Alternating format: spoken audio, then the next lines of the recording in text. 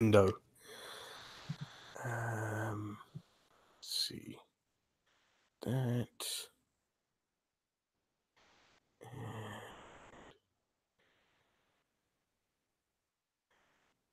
Oh, right.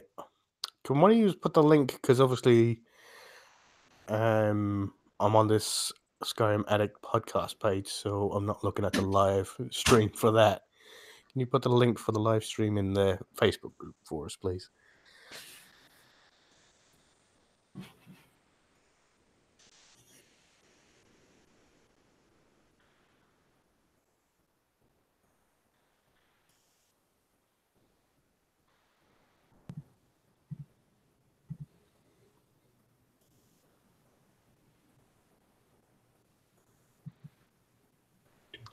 Hello there, everyone, and welcome to Skyrim 10 AD. My name's Colin. I am your host slash dungeon master. And today we're continuing with session 9 of Skyrim 10 AD, where our adventurers have entered into Falkreath to explore, search out for things, and to lend their aid, and just to experience Skyrim. All of them have come for different reasons, and it has led them all the way to. I've forgotten the name of it now. Why is that page changed? Crap. That was my fault. It's alright, I can edit this out later on the podcast, but the video is going to be pretty much shot.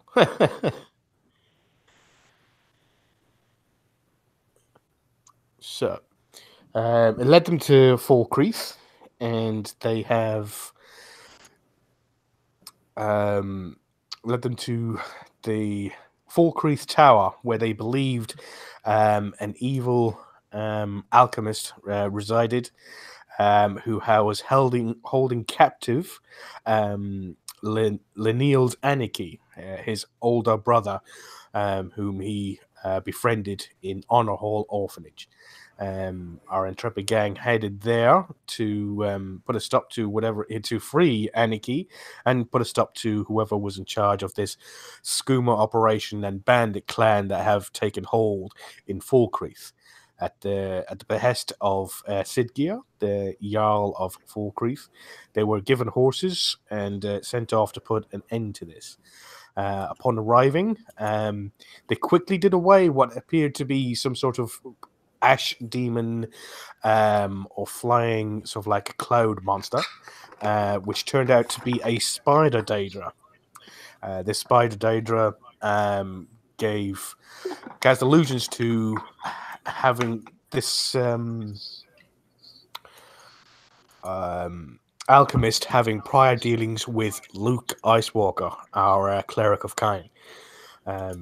When we have arrived here, they not quickly, but eventually dispatched the alchemist a couple of times after a little scares with Lineal getting bitten, as the alchemist was in a crocodile form and nearly drowned in the water. But decisive action from Botti and Jaquai ended his life rather quickly. And after that, some actions during this time, an action by Mouse to get rid of this alchemist potion, this poison that seemed to be pumping up into the air, by emptying it into the river source just by the edge of the room. He infected the all the waterways of Falkreath. So now they are working with a new ally that they found locked in a chained up room, Avrusa Serethi, a legendary alchemist of some renown, and she is aiding them in trying to make a cure to this. And she has informed Luke that she needs the heart of a Spriggan. and that she wasn't sure whether he would be willing to perform this task. But so this is where we leave it. Luke asked the question, when do we need this by? And she replied, now. You need to go now. So, well, when we start off with a little quick character introductions first. Should have done this before, but my head's not exactly in the game today. We'll start off with character introductions, and we'll just go by the alphabet. So, I suppose that would be Bati. Bati is the young wood elf, new, fresh to Skyrim, idolizing the Dragonborn, a bard by practice, a songstress, poetry, any sort of storytelling at her fingertips, wanting to go to Skyrim in order to hone the art of storytelling and song by not only studying the deeds, but living through and going to the places that the Dragonborn himself, her idol, experienced. So here comes Body across the border, meeting Luke fresh across the way there, and wanting to just further her knowledge of the Dragonborn, trying to find as much information as she can and live the same experiences the Dragonborn did. Jaquai is a Khajiit monk who's studying the way of the open hand. He is in Skyrim looking for his brother and ran into Luke and Body on the road as he was carefully studying a wolf while up in a tree. They disrupted his studies and dispatched the wolf, and Jaquai, despite their indiscretion, decided to go ahead and travel with them. Very, very nice. Jaquai always has the best perspective on any study. Wow. So I'm playing Luke, as referenced earlier, a cleric of Kine or Kinnereth, whichever your preference. A Nord by birth, but an Imperial by where he was raised. He was raised in Cyrodiil. This is his first trip to Skyrim, along with Bati, and he was inspired by his deity to make a trip to Skyrim, and has had a number of revelations that seem to relate in some degree, particularly to him. So he's still a bit befuddled by it all, but is doing his best to understand what's happening around him with all of his friends. And I am playing Mouse, who is opposite of Luke, was born an Imperial, but grew up in Skyrim. He was orphaned and then lived with his aunt until she was killed when he was 14. And from then he basically lived on the streets, and hence his urchin background. He is a bit of a rogue, but not a very practiced one. He's young, brash, and a little overconfident. And he met up with the group in Falkreath when they came down from Haldir's Cairn at the beginning of their journey into Skyrim, and offered his services as a guide. Awesome. Thank you very much, everybody. I think I'll lead with that next time. It'll make me look like a complete ass. Just so everybody knows, I am suffering from really bad cold, so I'm probably going to miss like loads of stuff. But don't worry, I have got every confidence in my players to pick up the slack. So, what would you guys like to do? You have just been joined on this side, if you're all on Roll20, on this side of I'll say river, we'll go with that, or stream, by George and Glenil. You've been informed by Avrusa Still not all together. She's barely standing up. She's leaning heavily on the tables here, trying to keep herself standing up. Mouse, you've been helping her acquire all the ingredients, and you had a quick look in this chest up here as well. The one with the stripes on top of it. Yeah, Yeah. Yeah. We've opened that, and we had a quick look inside, but we haven't fully explored what's in there yet. Did I open the trap over there where I'm standing? I forget what. You did. You found some normal Nern roots and some crimson Nern roots. So I gave those to her as well. Okay. Yeah. So we're at what do you do next point here? Yeah. What would you like to do? Well, a mouse is going to. Where's Luke? Sorry, I've lost track of who's who. Okay, so I'm going to go over to Luke. Luke, I know where there is a Spriggan Grove. It's a little bit to the south and west of here. So, Colin, what does Luke know of the Spriggan? I think when we were it's toward the end of the session last time, and I had a couple notes. I made some notes, and maybe this is wrong. There might be some way to strike a bargain with the Spriggan, or short of having to just murder one of them. Is there possibly some way to acquire a taproot without getting into a fight with them? Yeah, Arusa did say that she has no qualms about hiring people to go and kill Spriggans and take the taproots and the Spriggan sap or anything like that.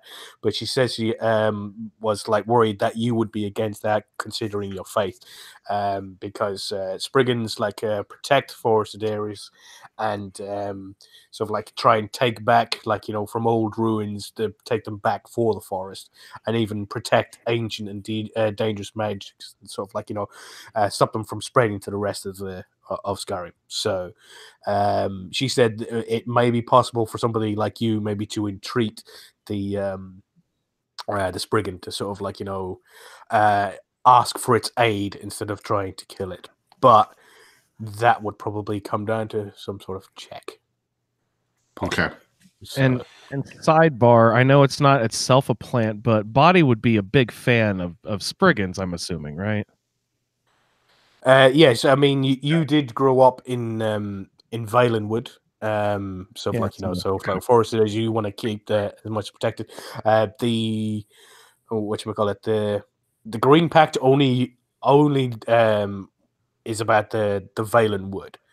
You don't have to worry about picking up wood or destroying flowers in other forests. That's where the pact comes into. But they won't most bosmers won't just destroy every piece of vegetation. So they'll try and sort of help it out. Mm-hmm.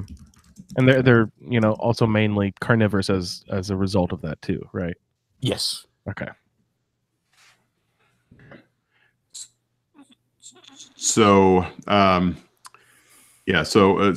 Mouse, I think we should try to acquire a taproot without violence if possible. That's fine. That's fine with me. I'll help in any way I can. So looking at Avrusa, someone should stay with Avrusa. She did say to you that she needs at least 2 people to stay behind. It's probably going to be up to you guys of who you'd want to choose to stay behind with it. Is curled up on the table next to the brazier like any good cat would be. He has finished. He's just finished his short rest, his meditation. He's just finished it. Yes. He had some revelations during that time, but he's just coming out of his meditation now. So I before saying anything, I take a look over at excuse me. Let's see. I'm trying to remember our 2 NPCs. So we have Rusa. We have Aniki's real name is learned is George. George. Yeah. So George is after her captivity. Is George reasonably in reasonably good shape now that she's had some time to recover and etc.? Yeah, she And took a short rest, same as Jaquai, and so did Lenny, but he wouldn't leave her side. So she managed to roll some hit dice, and she's back up to full. And she's all her and Lenny both have leveled up to level 2, so they're probably a little tougher now than they were before. So I think now that we're with George, I'm going to presume that she's a little bit the brains of the operation. So, George, or will you and Lanil agree to stay with Avrusa and give her comfort and aid with anything she may need help with, and make sure that she remains she remains safe and healthy here while we go seek a taproot? She's just crawled out of the water there, and she's just walking right over to you with her hands out, waiting for her weapons. You'd picked up her weapons, I believe, out of the chest. The two scimitars. You had them, so you were holding them up from the other side of the river. Yeah. She's just got her hands out, looking at you, waiting for her weapons. And I hand them both to her. Present her weapons, and presumably Lenny's got his what is it, a big maul or something, some kind of big ass club of some sort. It was and the handle of it is mostly branch. It's still most of it still has the bark on it, apart from like sanded down and then leathered area for where the hands, where it's supposed to be held with the two big mitts that he's got. I think on the side of it you had red. Because it was just written in common up the side of it. It was Shield Sunder was the name of the two-handed maul. And yeah, you put that to the side. George sort of like, starts getting her weapons and putting sort of like her scimitars on either side of her armor. She goes, I don't mind. I do thank you for the timely rescue. So I am at your disposal. Although I am no healer, and preferably maybe somebody who has some experience with that will probably be staying with the lady. I heard them talking. She is apparently quite the alchemist. Keeping her alive would probably be the most important thing. So, we have a bit of a quandary here. Bati, or now, remind me. This is I'm forgetting. I'm sure Luke would remember. Has Jaquai has not shown any spell casting abilities, correct? None. Yeah, okay, that's what I thought. So Bati has some skill at healing, as do I. Yeah, you're not too. You're through the chaos. You're not too sure how many spell slots Bati has used, though. Yeah, I've got how many healing potions do we have to leave behind? Instead of leaving, we don't like to break up the band. Well, in this case, we could leave the two people who would most likely be squeamish about killing a Spriggan if that's what it takes. I kind of want to be there to make sure you guys don't kill us. Well, I think we need Luke because he might be able to tame the Spriggan or strike a bargain with the Spriggan. So we can't leave Luke behind, even if he's squeamish about killing one. As long as you promise to do the Spriggan no harm, I suppose I could stay behind. Well, to be honest, Bati, the greater good is going to win out here, Spriggan or no Spriggan. I mean, I know it's my fault. I've poisoned the waters, but thousands could die. So, with all due respect, we have to do what we have to do. And Luke's doesn't say anything, but he's really not happy with the situation. But he nods in agreement with Mouse that Luke's Luke's personal morality is definitely has the greater good in mind. So it's a difficult bargain, but that may be where we find ourselves. So actually, I'll say that I nod in agreement to Mouse, and I say it's a difficult choice, but we may find ourselves having to make it. Yes. And so be it. And Body sings a blessing of peace in a brief song. So we have in the party stash, we have I have noted one healing potion.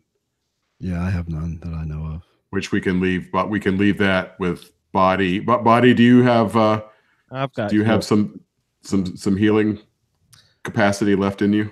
Oh gosh.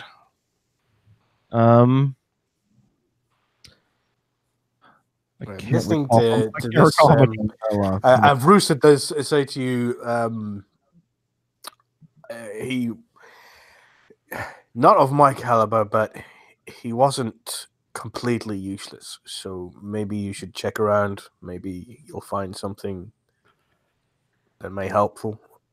If I remember correctly, says Mouse, though I'm awful at alchemy, Nirnroot has healing properties. Does it not, Lady Avrusa? Found some in the trapdoor, right? Yes. Yeah. I don't really want to get in, but and she just points over to the chest in the corner, and then sort of like nods over to the body. Maybe he had something lying around that could probably be of use. As I said, he wasn't completely useless, but he did steal most of it from me. So maybe we tumble the place and see what we find. I thought we already did. No, you didn't. I think we opened the chest. Okay, so we haven't investigated the dead body, have we? And I don't remember if we searched the alchemy tables. If there's any. Yeah. So if you guys are gonna do this place, I could have check everything. Yeah. So who's going to search the alchemist? I will.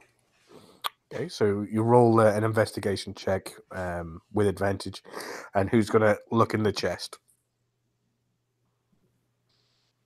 I'm trying to think who's our most perceptive. Well, it'll be an investigation check when you're looking. Mouse. I only got +2 there. -1. Mouse trips on his way over to the alchemist and rolls a 1. Even with advantage, but you got advantage. Oh, I got advantage. I'm sorry. So I roll again. Oh, that's better. Thank you, sir. I was not paying attention. So that would be investigation. So it's a 22. 22. So on the alchemist, you do find one small red vial, and you find was it a plain iron dagger, and this is probably about 27 gold pieces on the alchemist. But dang, nice. You got one small red vial on him. Okay, Luke, here, take the gold, and my lady, I will give you this red vial. I don't know what it is. So. Yeah, so like you put it down to the side. It's not actually healing that she needs. It's like she's worn out from what's been done to her inside there for being trapped in there, and also the suffering from the curse, the illness, the disease, and the curse combined is sort of like it's what's kind of she's technically as it stands, she's I think at 3 or 4 points of exhaustion. I don't have a look at the table right now. I think it's 4 points of exhaustion, so she's like 2 steps away from death if she gets 2 more points of exhaustion. And who was looking in the chest? I can do that. Body will. Okay, so roll an investigation check without advantage, just on your own. Yeah. Oh, okay, no advantage. Investigation is intelligence. of +2, so 9 + 2, 11. 11. Okay, yeah, so it's not too bad. It's pretty obvious. So what you find, and give me 1 second. I believe this one, yes. So,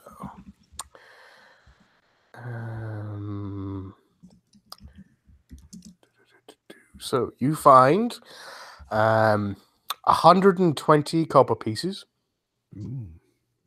70 silver pieces, 45 gold pieces, Glory be. 1 pearl worth 100 gold pieces, a palm-sized octagonal-shaped piece of obsidian, 2 inches thick, depicting a ram's head on both sides, with ancient Nord writing on the side, worth 150 gold pieces. Can I read the ancient Nord? Yeah, I suppose you body you sort of like, pass it back to Luke, seeing as it's sort of like something fancy. On the side of it, it reads Jarl Olaf of Whiterun. Ah. And then you find another smaller box inside the chest, buddy. Ooh. Can I proceed to open it, or is it locked or anything?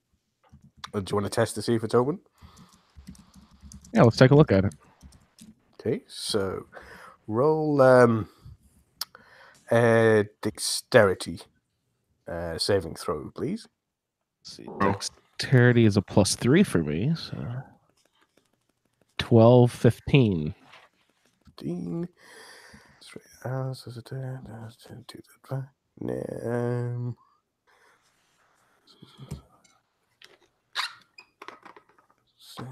Oh no, there was no save on that because you're so close. No, sorry, it was a Constitution saving throw.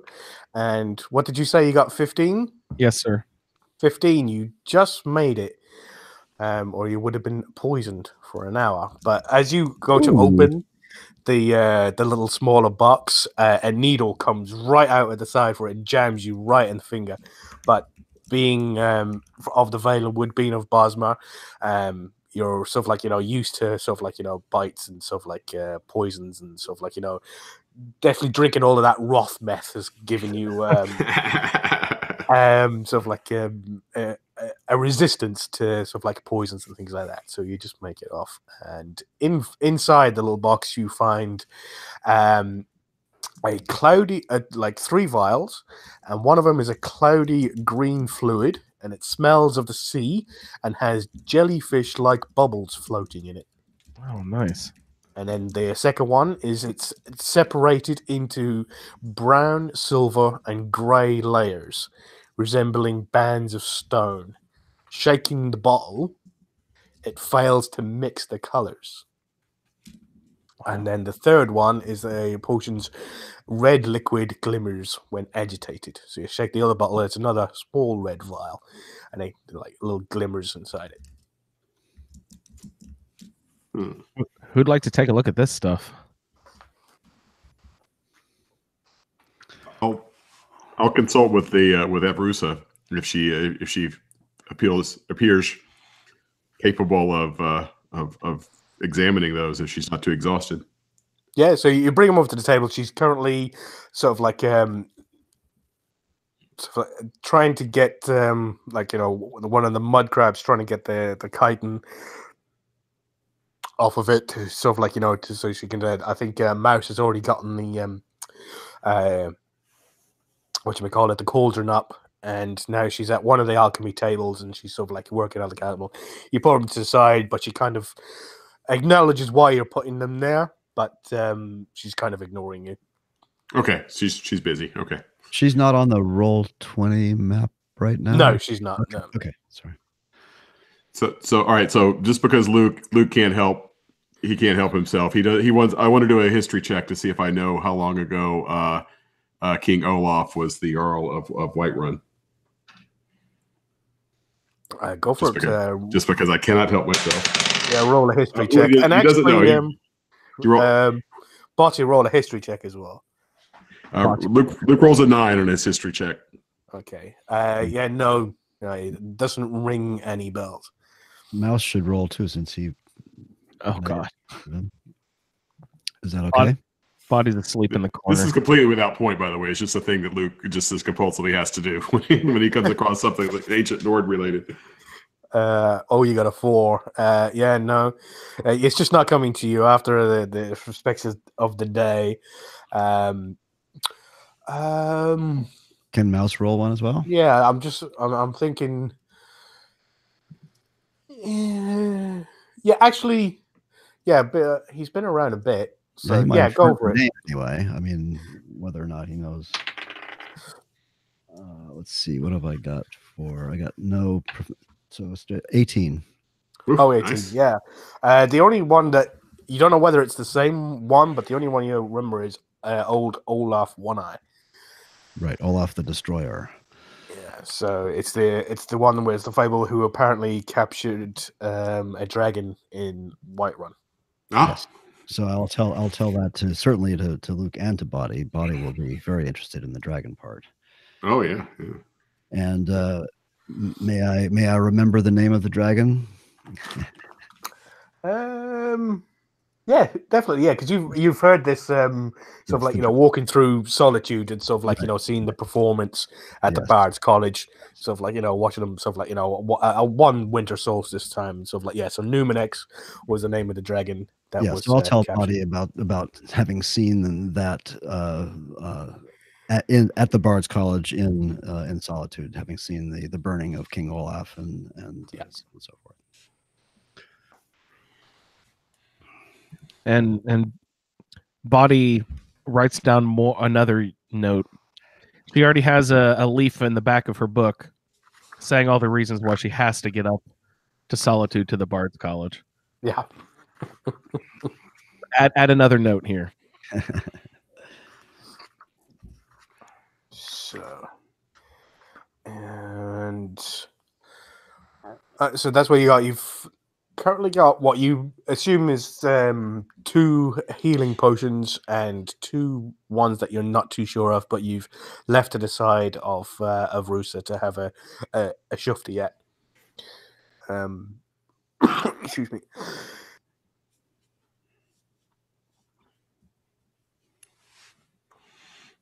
So she's currently working on these alchemists, and it's very slow going. I would say Lenny is sort of he's just swinging his mace around, getting used to it again, and he's sort of like eyeing you up a bit, Luke, and then he's sort of like looking back to George a bit. He seems to be thinking about something, and it's got him troubled. So observing that, if Lenny's trying to think, I just got to support him in that, man. We got to make that endeavor succeed any way we can. So, Lenny, what's on your mind?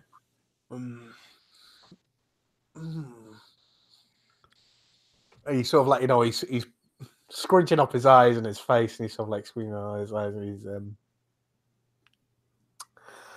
are you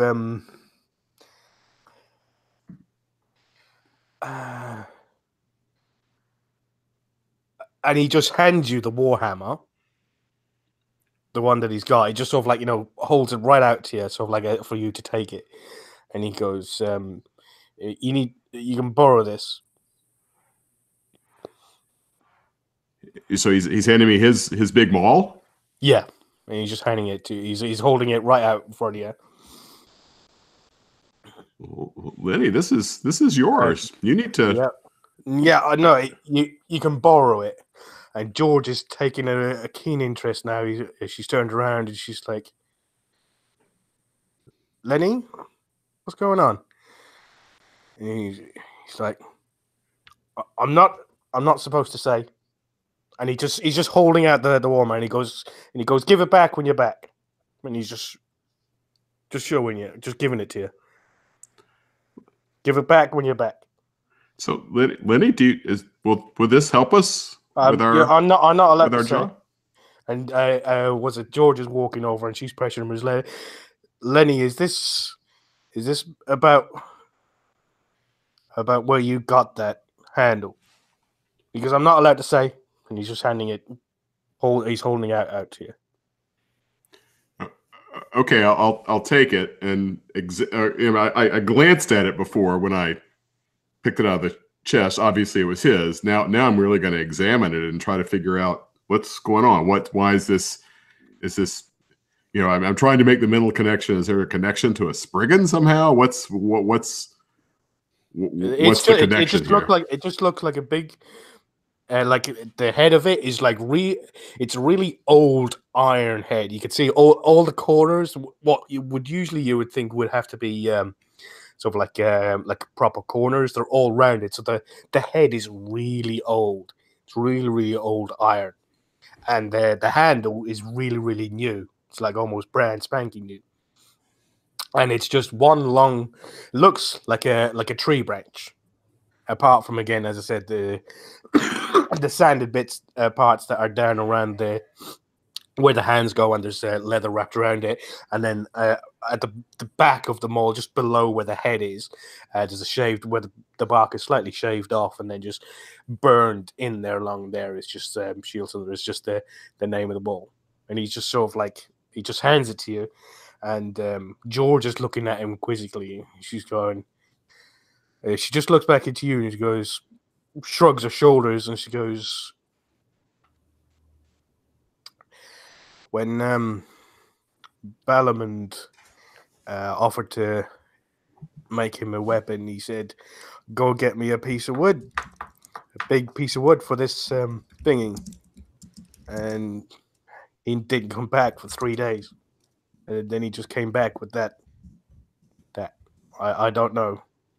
So he never told me what it means, but it's obviously means something to him. So, and she sort of like points at you. That's his. So give it back when you're done with it. Of course, of course. So I now this these things have to be wielded two-handed, right? Yes. Yeah. So let me so I guess I drop my warhammer and my shield and give it a couple of test swings. I mean, I think Luke's strong. He's not as big as Lenny, but he's strong enough to wield it. So, and he's got martial proficiency, so he can do it. So I give it a couple of test swings and see if there's anything special about it other than it's a great big honking maul. Yeah, no, nothing. You don't feel anything from it at all. Just feels like a big chunk of wood, real fucking heavy head. Sort of like as you're swinging it, the head is so heavy that it pulls you around with it. So that's probably where it gets its power. Is that sort of like swing it back and then swing it out, and then it pulls you along, so it adds your strength, and it's just the momentum, the strength from the momentum of it spinning around. So you hit something with that full on with enough strength is going to do some serious damage, but you're not detecting. There's no magical sheen to it. It's not like Botty's sword. It's not in like prime pristine condition. There's bits of the bark is flaking off of it. It's starting to get worn. There's like fingerprints all over it. So it's definitely not a magical weapon. It's just, it just looks pretty normal to looking at it. Okay. All right. I'll Lenny, thank you. I will take the best possible care that I can of this and return it to you promptly upon our return.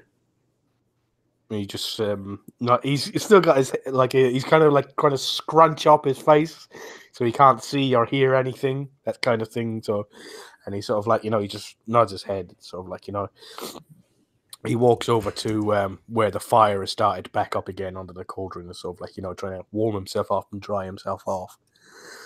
And he says, "I'm hungry." So let's go. Let's go. We need to go get this Spriggan. So, Bati will stay. I'll hang out and torture these people with. I wrote some new lyrics to "The Dragonborn Comes." I'm sure these people would love to hear it. Mouse throws up a little bit in his mouth.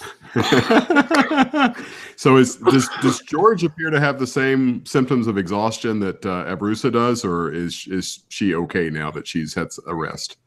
I guess she's at hit points. I guess she's okay. Yeah, she's pretty okay. She still has the signs of it coming up the side of her, like at the top part of her torso. You can see it just creeping out below the armor, around where the neckline is. But yeah, she's nowhere near as sort of like gaunt and as sort of like as haggard looking as Evrusa is. So George, would you like to come with us and leave Lenny and Badi to help Evrusa? I prefer not to. Yeah, no, I prefer to stay with Lenny. If you want, me and Lenny can stay with Evrusa, or we can go with him. The two of us go, but no, it's me and Lenny, or it's both of us or neither of us. I'm afraid. Okay, so Mouse, how far a march is the Spriggan Grove? I wouldn't guess it more than about a half a day. Mm-hmm. Yeah, we best. I don't know what time it is right now, so you got there probably about midday, so you're probably looking around about late evening now. So we should probably rest. That's the decision. Evrusa said to you that you need to go now. Okay, that's right. Yep, sorry. Well, so it's then we must. We should. But it's up to you. But you also know, and I mean, it's Evrusa who told you that you need to go now. Not the DM is telling you that you need to go now. So you know that well, Luke, you for a fact you that you spent as far as you think you're spent as far as spells and powers goes. Probably Jaquai is fine because he's had a short rest there, so he's managed to get his things back. But Bati expended a few spells as well.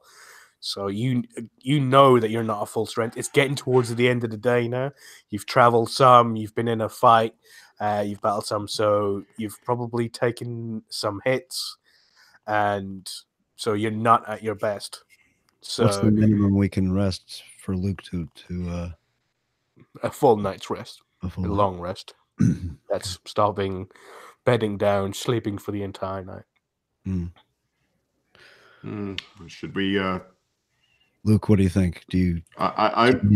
So in just gaming terms, not character terms. In gaming terms, I'm almost out of spells, but I'm actually at full hit points. So, so maybe to put it in character terms, should we perhaps get a couple of hours start and camp along the way rather than not starting until morning? I think that's a good idea. We should get going. We should bring Jaquai if we're going to be traveling in the dark. Yes. Jaquai, are you willing to come? I am, but I'm kind of flicking my head, nodding you towards Badi and I. It's so we don't really know the three people that we're planning on leaving here alone. Mm-hmm. You're right. I would really suggest that Badi and I stay here, and you take George and Lenny with you. If this is going to be a fight, it's going to be a fight where you need some brute strength, but also we don't want to leave the three of them here because we don't really know what their relationship is and what they're thinking. So that's my suggestion. I'll certainly go along with whatever you guys think, but that's where I'm coming from. I'm looking over at Luke with a. I note the wisdom of Jaquai's caution.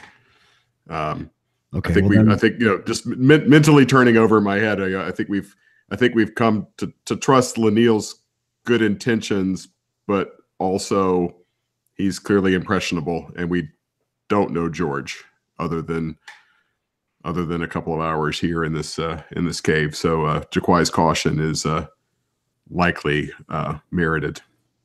Okay. And Luke, perhaps you should ask the two of them to come with us, and we should get going. If we can get a little bit of travel in while it's still twilight, before it gets too dark, then we can rest for a little while. Hopefully we can find a safe spot between here and the Spriggan Grove. So I'll go over to maybe and say to George, a moment. Do you? And I just sort of pull her to the side. Yeah. Are you and Lenny? Do you feel fit to travel to help us with this little mission to seek out a taproot? The two of you together. Yeah. If that's what you think, I am I am in your debt up to the eyeballs.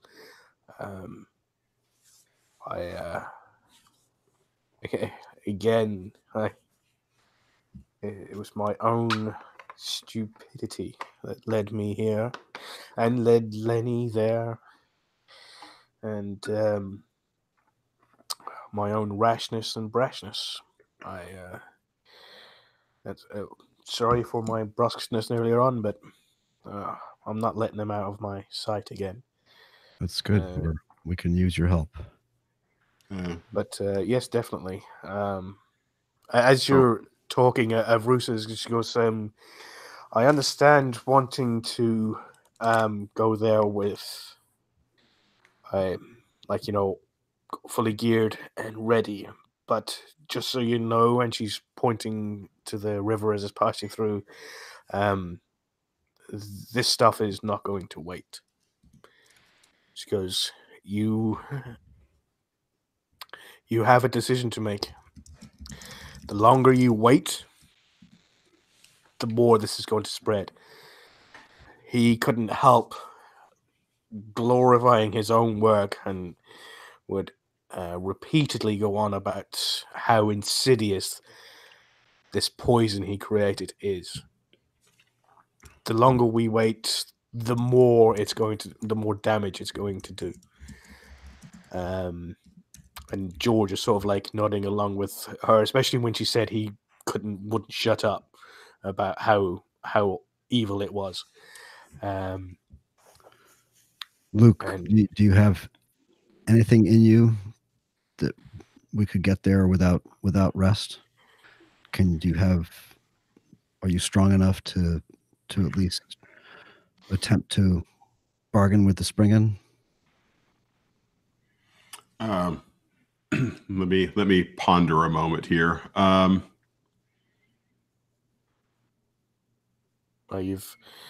You probably take about sort of like 5 minutes just to sit down and sort of like have a little was it meditation, sort of like holding onto your holy symbol. You have one level 2 spell slot, but the one that you did use was cast using you as an intermediary. It was cast by your deity and sort of like pass it through. You have no level 2 spells prepared, but you can cast a level 1 spell through your level 2 slot. So you can cast any of those, but you still only have one. You have used your channel divinity as well, so you don't have that either. Yep. Okay. Well, okay.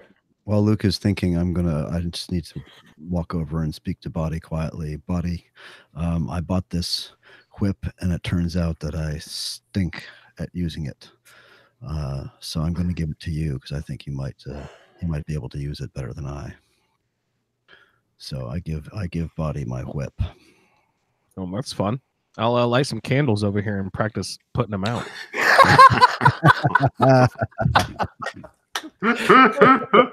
Amazing. You snap me even the littlest bit, woman, and we're going to be having some trouble.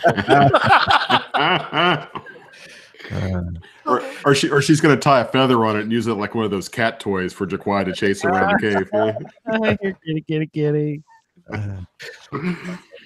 Perfect. Okay. So Luke's Luke after his little meditation just sort of says, my spiritual resources are flagging a bit, but I'm healthy and able to travel. Okay, let's go. Yeah, let's get there.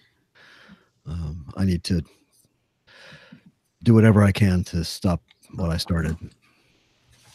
This was not your doing, Mouse. Well, I'm the one who pushed it in there. I know I did it for what I thought were the right reasons, but it turns out to have been a complete disaster. So I need to make good on that. We're in it together. We'll resolve it. We'll get it. Avrusa, with the skills of Avrusa and our own wits and skills and our two companions here, we'll get it done. I have faith. As you finish that, you turn around and Lenny's like 2 inches from your face with his hands out. I give him back his maul. Come on, Lenny. He literally snatches it over and he goes, sorry, if I'm going with you. Yeah. And he just sort of like, walks back to George. All right, let's go. So, marching order is Luke and Mouse, Lenneal and George are all heading out to go down to head to the Spriggan, and Jaquai and Botti are remaining behind with Avrusa to help her out as she needs with help. As she can. So as you're there, Jaquai and Botti, she says she points you to various things. So she points to the further alchemy table, and she says to you, Botti, to go over there and just says to take over the jar of hawk feathers. So as you're taking them out, she wants you to start preparing them. So she tells you how to do it. So I'm going to need you to roll an intelligence check to see how well you can do it and how long this is going to take you. This is going to be a series of checks. Ooh, boom. 20 with so 22 there. Oof. Wow. Yeah. Nice. So being a bard, literally you have been around everywhere and everything, sort of like, just assimilating information just for that.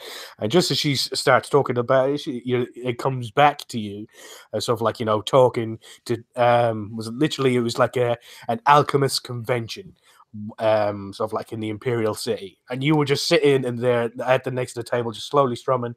And you just found what they were talking about so soothing. Sort of like, talking about this and that. You just learn so much, just listen to it. And it all comes back to you. It's like, yeah, hawk feathers. Yeah, you're supposed to take off the nib and then strip it down the center and stuff like she's amazed by your quality and your skill at it. Jaquai, she sends you over to the other table and she has you with the mud crab chitin, shall I say, not chitin. I used to call it chitin when I first started playing Skyrim. Basically what she wants is that she just wants the pinchers. She wants a certain part of that, so you just got to separate from all those. So you roll a dexterity check because you're just tearing them apart and trying to break them off and get the exact piece that she needs from every mud crab. Okay. And is that with proficiency? It is, yeah. You're proficient in the. It's kind of like a strike. You're using your claws, trying to sort of like get in there. And don't forget to suck out those delicious legs. Okay, so that is 16. 16, Nice. yeah, good enough. So you guys are carrying on with that, and she's taking the ingredients from you as you're preparing them for, and then she's like adding them to the alembic and pummeling some in another pestle and mortar and other parts of it, so like making it all up. So she's all there. So you guys are going there. We'll get back to you there. So you guys are heading out, and you are heading south. Are you, Mouse? I think it's a little bit southwest. I guess I should try to figure out if I know exactly where it is. Yeah, you can roll a history check. And let's... One. That would be a 10. 10? Yeah. I mean, you've been past it and you can see it from the road as you're walking past it, heading up towards the lake itself. So because you didn't have much trouble earlier on, you say that we to head back the way Jaquai came up. He didn't have any problems with animals, so he sort of starts to leave them there. Roll a survival check. The way Jaquai came up from where now? I'm sorry, I missed something. When you approached the Falkreath Tower, right. Yeah, okay. Jaquai came up the back way. Boy, not so good. That would be a 5. 5. It probably, to get there, you're probably looking around about getting lost a little bit along the way. You're probably looking a good 6 or 7 hours before you can actually make it out there. It comes to you like 3/4 of the way that you probably should have been veering to the left the whole time to get yourself onto the road, come down and then come back in again. But yeah. You just thought that as usual, quickness, self-confidence got the better of him. Yeah, that and your guilt from what happened back there. You just want to get there as quickly as possible. So you're pushing and stuff so Luke, you see him sort of getting very agitated and sort of looking up at the moon, looking at the stars and the sort of the position of the moss on the trees, which side it's on, and he's sort of getting himself all flustered and sort of stomping through, getting caught and cutting brambles, and he's just like, ah! He starts getting angry, but you do finally make it. All right, so it's about midnight then. Yeah, it will be. So I have a couple of things to do. So no, that was the wrong one. Give me 1 second. I've just got to change something before.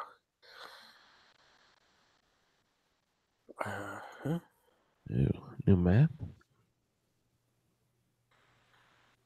And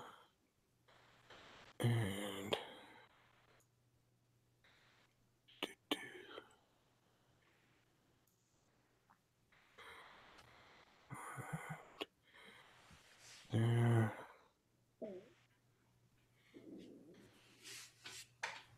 And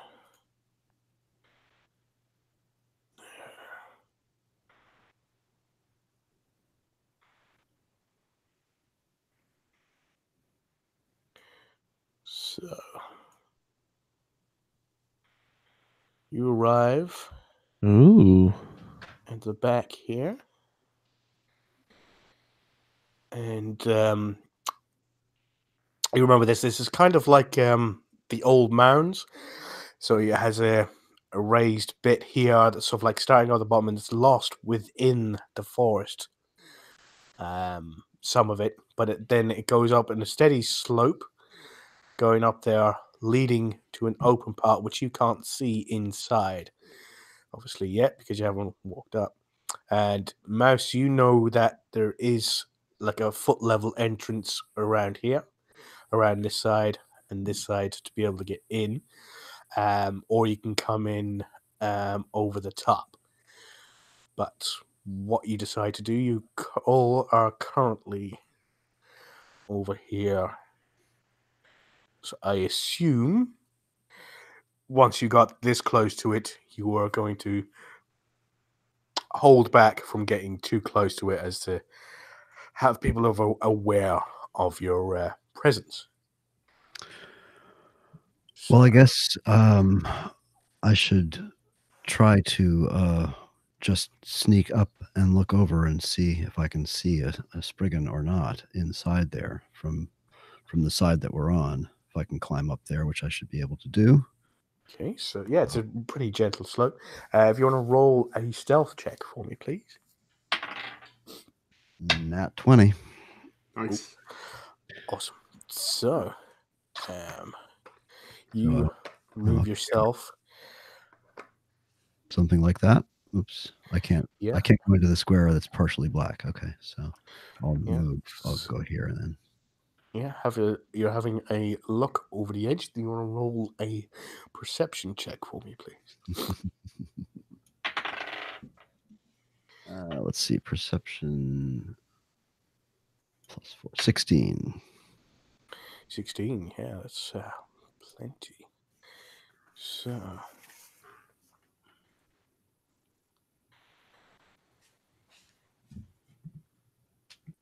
in there, you have a good look, and you can hear them before you see them.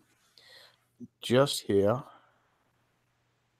Oh, that was the wrong button. Them. Just here. Okay. And over here, you see 2 black bears. Oh, okay. And they are not happy. They are not in the best of moods, and they are not in the best of conditions.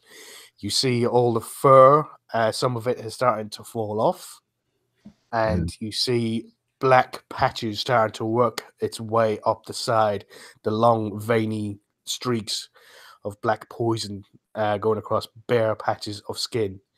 You see shrubs and things like that, but you see no Spriggan. Okay, so I'm gonna sneak back to the party then to report on what I've seen. Yep, go for it. All right, so I'll, of course, Mouse is going to essentially address all of his reports to Luke. There's 2 very sick bears, but I see no Spriggans. The bears seem sick and in pain and irritated about something. Probably the fact that they're sick and in pain. But I did not see a Spriggan. So it's seems we're here. It seems we should perhaps go investigate a little more closely. Yeah, I couldn't see under that stone arch that's directly above us here to see if there's a cave in there or not. I should have looked. Oh, you mean this? Yeah. No, that's just a bad design of this picture. I found this one which was pretty similar to the Skyrim ones, but it had this thing on it. So you can ignore this. This is just. Okay. So there's no that's not an entrance to something else. No, that's not an entrance to anything. It's just the way this thing was built. I found this as it is. All I had to do was just stick it on and then add a few bears and a few trees and shrubs and things like that. So the entrance is still over at this side. You've approached it from over here, from this way, and. I wonder if we can, if there's any way we can lure the bears out without having to fight them and go in there and investigate a little more. Does anybody have any meat or anything that might lure them out? Only just what's in my pack. And George and Lenny, I'm sure have probably even less. Yeah. They're both sort of like hunkering down and sort of like Keegan went back and sort of like Lenny is holding his weapon out, and so is George, and she's sort of like facing towards Lenny and sort of like nodding her head at this, and she's like, "Well, do you mind if I go and take a look?" Oh, please do. Okay, so she's gonna roll a stealth check.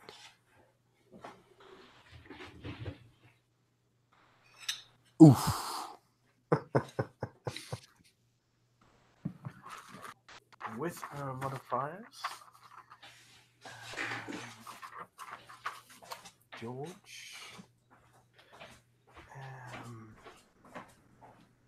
plus 4. Team is in the. That's 6. Oh. So, yeah. George decides they're getting closer to try and get a little look, but just as she gets to about here, she misses a tree stump and falls forward. And because she has the 2 scimitars, they both clang into the side of the ruins as she gets closer. And all you hear from the inside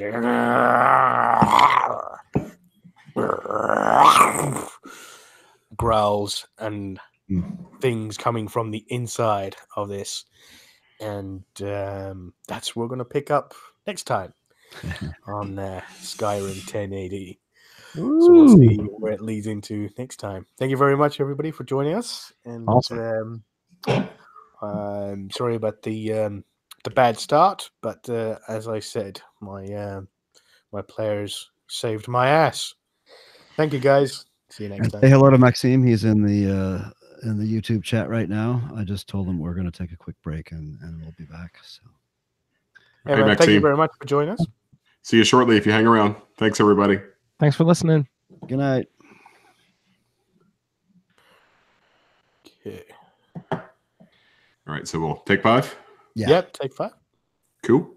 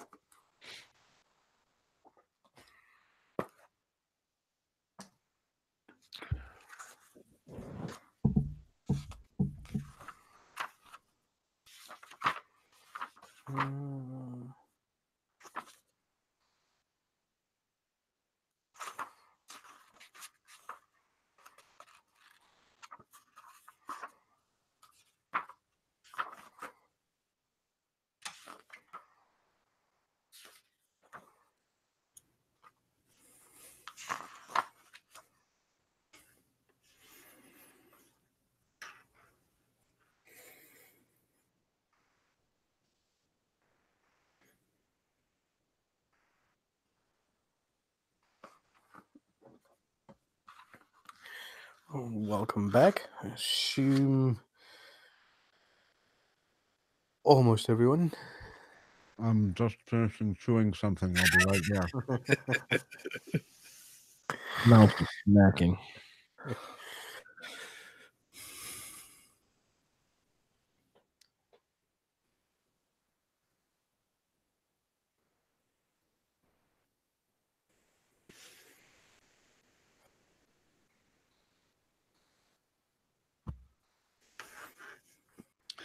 Okay.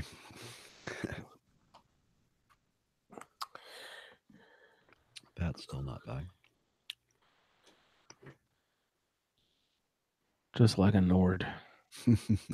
Just fair warning, in about 15 minutes, if I don't hit the mute button in time, the firehouse next door will blow its 5 p.m. siren. So there will be a brief moment of out of out of worldly, out of Skyrim.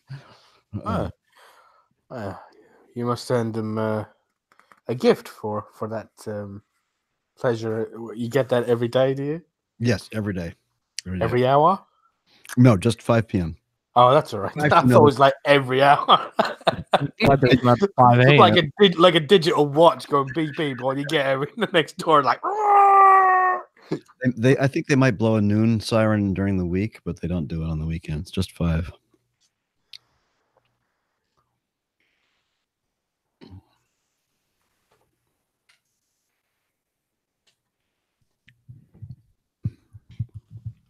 Hasn't started snowing here yet.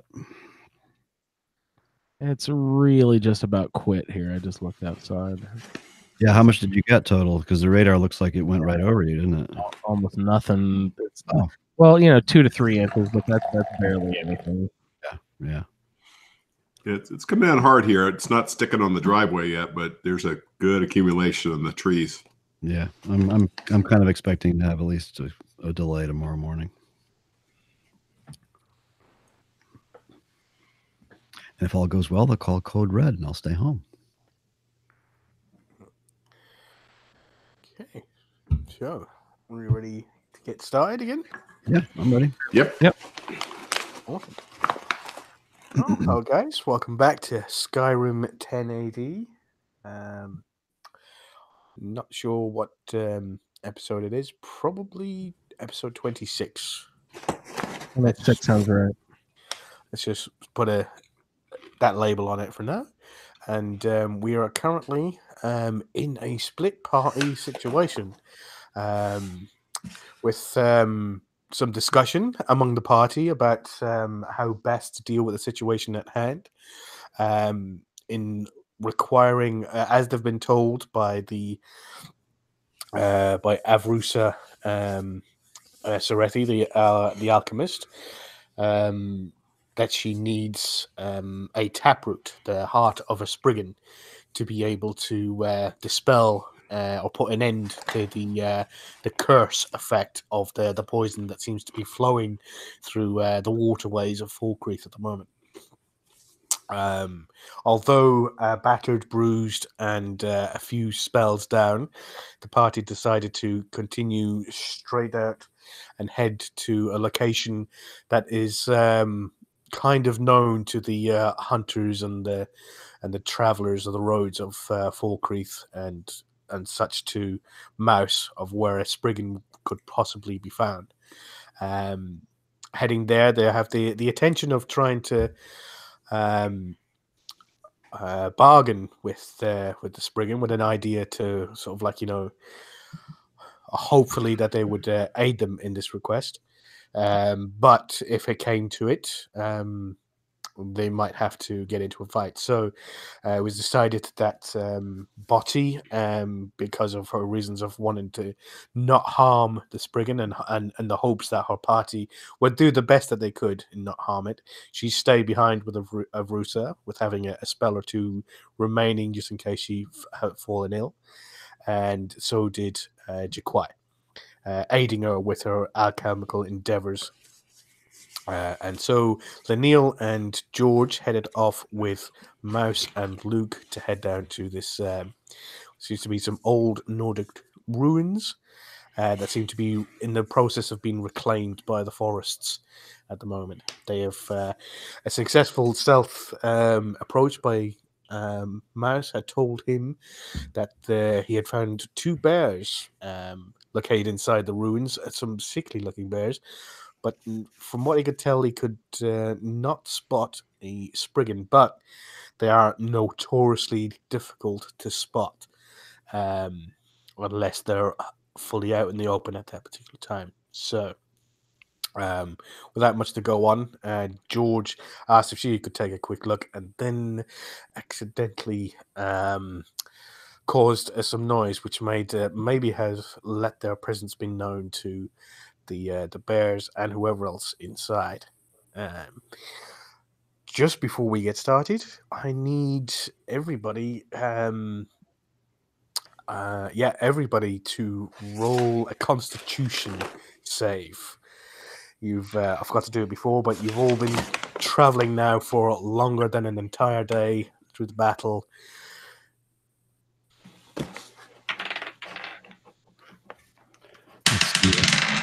I don't have a saving throw bonus on that, so so that's just con plus the modifier. I don't think I've done a saving throw for Constitution modifier, yeah. So just roll a d20 and then add your Constitution modifier. Yeah. So 16 for me. 16, okay, you're fine. Excuse me, 10 for me. 10, no, you're fine.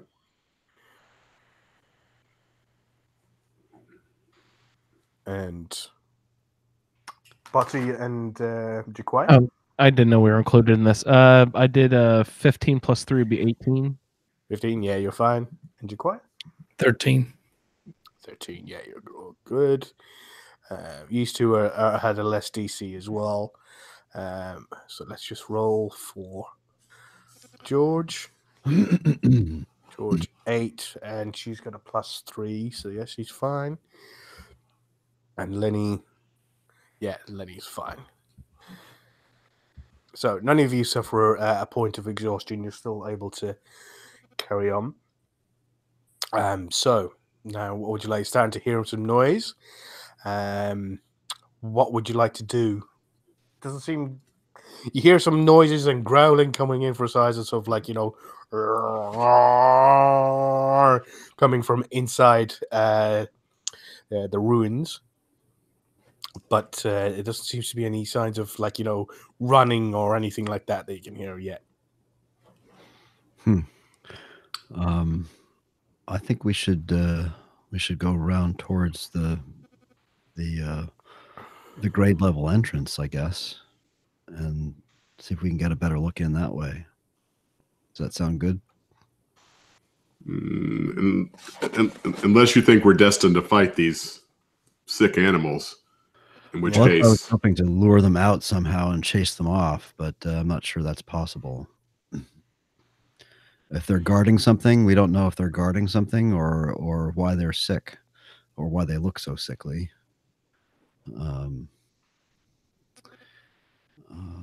Lenny is just going to move.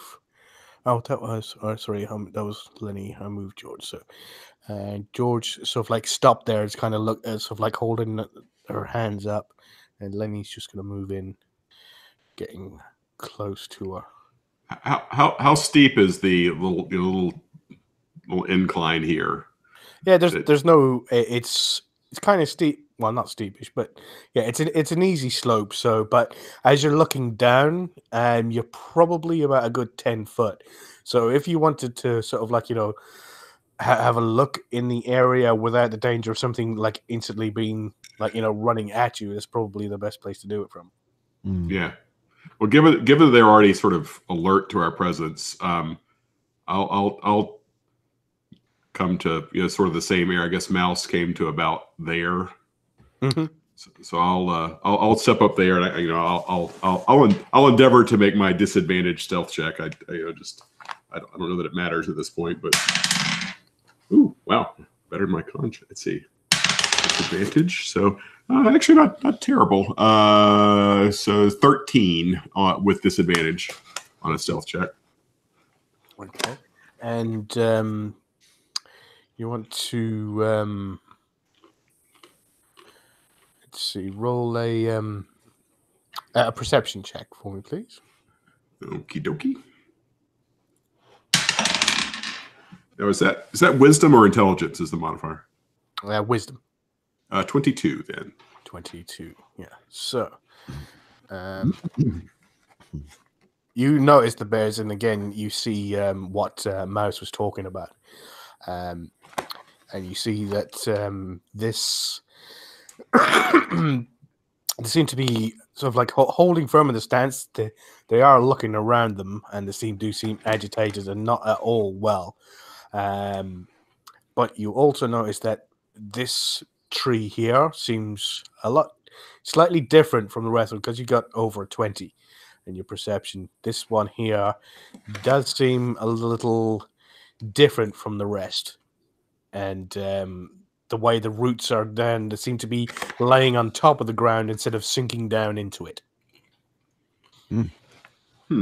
So, it's not moving. Would I have ever seen a Spriggan in Cyrodiil?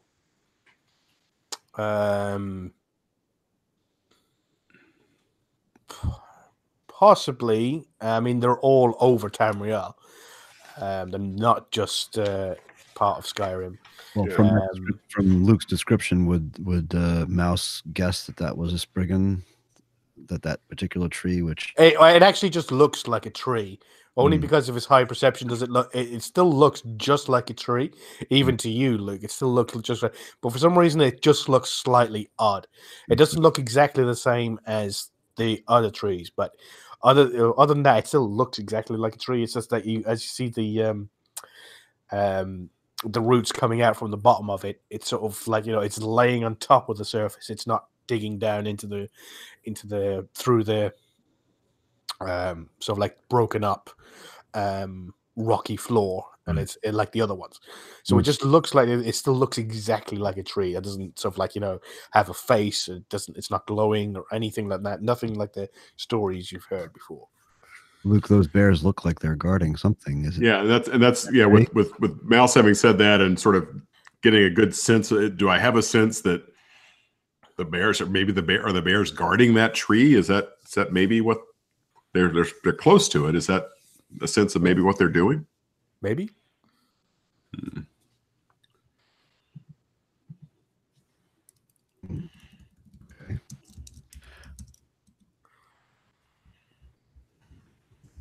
I don't know. I still think we should try to lure the bears away from that tree somehow. I can go around and see if I can make a little noise. You guys are safe there for now. If I can sneak around towards the entrance, perhaps throw a rock and see if they move away from the tree. Have a care. Okay. All right. They're faster than they look. Yes, I know. That's one thing Luke or Mouse would know. All right, so Mr. DM, I'm going to move around here. Is that all right with you? Yeah. We're not in a combat situation yet. No, so I guess I'm just going to try to kind of hide. I guess since you said this is bermed up, maybe I can just hide in there. Is that a good?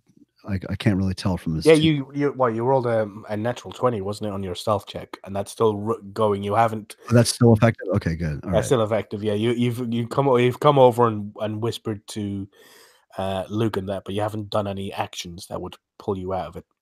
All right. Well, I'm about to then, so I'm gonna hide right in here, and then throw a rock over in this direction. Over here. Is it? How do you get that? Just hold down left click. Okay, cool. Like over there. Okay. So I have thrown a rock in that direction. Okay. So you see their heads sort of like perk up, and they do hear the rock landing thing, and you do hear and this bear here actually sort of like, moves around, and then it just moves to about there. Uh-huh. This one circles around sort of like the back here. And then you see this shrubbery suddenly grow bright and light, and you see these glowing green eyes and what seems to be the dissipating branches coming down, falling from the sides of it and turning into twigged hands as it moves around. But it doesn't move out of the space. It just moves around in the space, and the two bears come over. When it gets there, it moves back to the bears, and sort of like it puts its like a twigged hand. There's sort of like it's a tree branch, and it sort of like holds it over the thing, and sort of like this green light comes out, and you see the bear sort of like its eyes glowing, and you see this green magic aura spread across its fur and going down, and you see green veins go towards where the black veins are, and it's trying to get in and attach itself to where the black veins are, but it just ends up dissipating. It's sort of like trying to push against it, but the black veins persist and sort of like push back against it. Okay. Has everybody seen that, or just me? You and Luke have seen that. Luke and I. Can he hear me from where I am?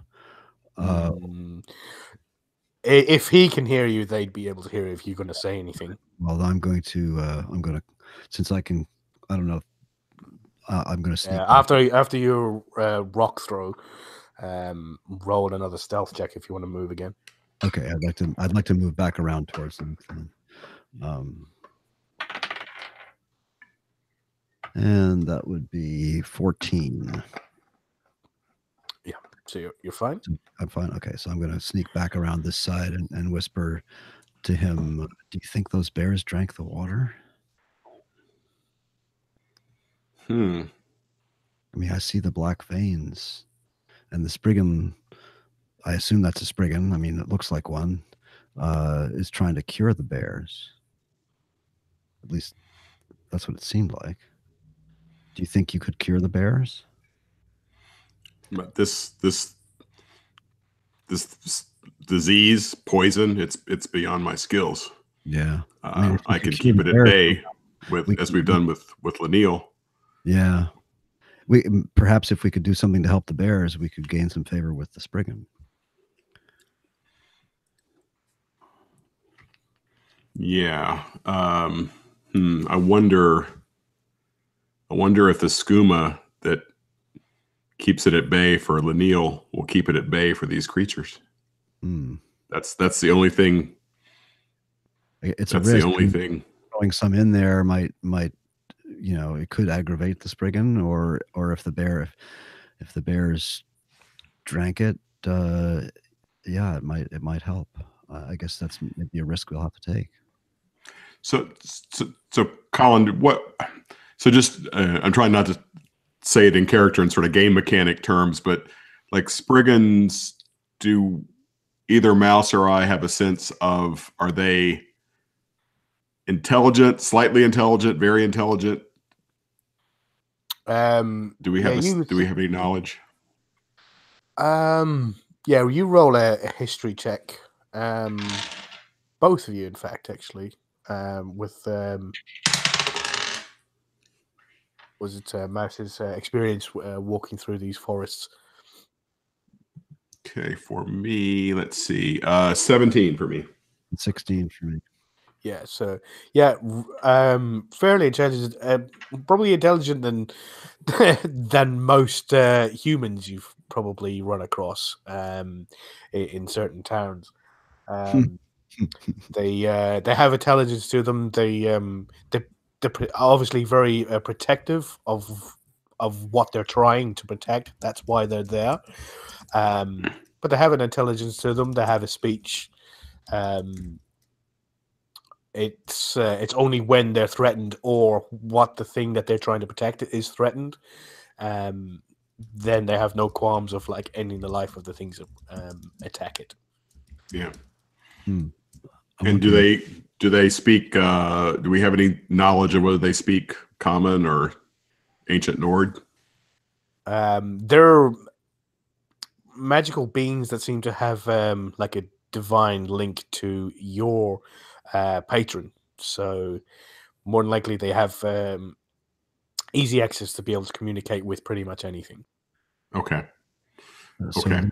Luke, maybe if we walk in there slowly, if you hold up one of those bottles and just say, and perhaps your symbol of Kinneret. That's yeah. We're of the same mind. Yeah. That's exactly what I'm thinking. All right. So I think Mouse's suggestion that's really almost exactly what I was thinking. I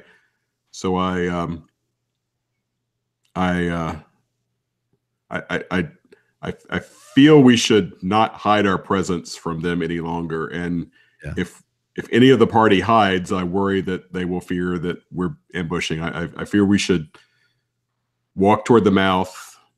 The three of you hang back. I'll walk in with my holy symbol in one hand and the skooma bottle in the other, and very slowly walk in and try to present myself as non-threatening and as a messenger of kind, and see how they react. Okay, Right. so they George moves back here next to Mouse, and Lenny comes over this side here. So this area, this green area here, sort of from extending from here to here, is the flat entrance, right? Yes. Into the clearing. Okay. So I would suggest that Mouse, Lenny, and George kind of go over that way, and with and just stand quietly with hands visible, and I'll walk forward into the clearing as described. I'll have my warhammer at my belt, my shield in my back, and one hand holy symbol, other hand the bottle of skooma sitting in an open palm, and make the best of it. And next episode, it's the Body and Jaquai show with starring Mouse and Luke as bear food. And well, little did we know we're going to reboot the show right here. Yeah. TPK. Okay, we'll wait until you start off, and then we'll follow behind. Yeah. So I'm not going to try to be stealthy. I'm not going to tankety tank it either. I'm just going to walk at a normal, easy pace to kind of skirting this and sort of go to here maybe. Okay. Okay. And that's so I'll sort of go around kind of to there. Yeah, they'll there. Come around here. That's and I'll come to there, sort of in view. Yep. That's what 10, right. 25, 10, 15, 50, 60 feet, whatever. And that's where I'll pause, brandish the holy symbol, held not in any sort of threatening pose, but just sort of held at chest level openly, and the bottle of skooma in an open palm, and then just sort of gradually walk forward, just very, very slowly, a few feet at a time. And I'm going to shadow Luke quietly directly behind him, hoping that my as you sort of like to move in, you notice that Lenny sort of like comes up behind you as well, Luke, and he stands next to you, and he holds out his warhammer with holding it by the handle with the head of it down towards the ground, and he's sort of like just holding it there like he's holding like a long rope, like a rope that he'd pull for pulling a bell. He's just holding like that with his two hands, and he's just walking behind you as you're walking forward. They definitely see you now, because Lenny is with you. Make a general charisma check with advantage, seeing as Lenny is helping you out here. Okay. All right. What we got here? Ooh, that's pretty good. Let's see what the advantage. That's first one's better, so a total of 19 on a charisma check. 19. So as you get here and your footfalls become heavier and heavier, and the metal plate of your boots clangs against the stonework floor. The Spriggan instantly sort of like whips around and says that, and the bears sort of like, flank either side of it, growling like that. You're holding up the symbol, and the Spriggan sort of like, has its twigged hand out as if it's going to start to attack, and then it sort of like, it just stops gently, and it's just staring directly at you and directly at the holy symbol. And then it looks back at you, but it's still got its hand out, and the two bears are sort of like, like that kind of growling and getting sort of like, an agitated look, sort of like shifting from side to side. But they're holding still at this precise time. Spirit Guardian, we come to you on a mission of healing. Would you be willing to speak with us? And you, for a second, you don't hear anything, and then suddenly inside your own head, you don't hear a voice outside, but inside your own house, you hear, are you the ones who have poisoned this forest? We have defeated the one who poisoned the forest. Then and are why does his working. poison still remain? It does. We know. We are working with a powerful alchemist who believes that she can cure the poison of the forest. But we need your help. They take from our forests. They take from our animals. They take from everything. And you expect me to trust you? You are going to give pieces of my forest, pieces of my friends, my companions, to this enemy of the forest. My friends and I look, and I sort of pointedly look at Lanil. I don't understand what's going on here, but clearly there's something about his maul that has some degree of sway. We are friends of the forest. We, like you, wish to stop this curse.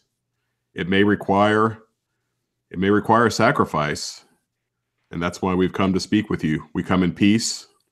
We come trying to do no violence, and we come to bargain with you to see if together we can stop this poison. As you motion to Lanil, she looks at Lanil, and she looks back at you again. So you have already received a gift from us, and now you seek another. At this point, Lenny puts down the hammer, head down, with a bang, and then sort of like lets go of it, and he holds his hands out. Doesn't say anything. He just plops it down and holds his hands out. She looks at him and then looks back at you again. Goes, "Our lady, your lady, wants these forests protected, and I am the one who protects this place, holds back its secrets and its evils." Goes, "I do not trust you."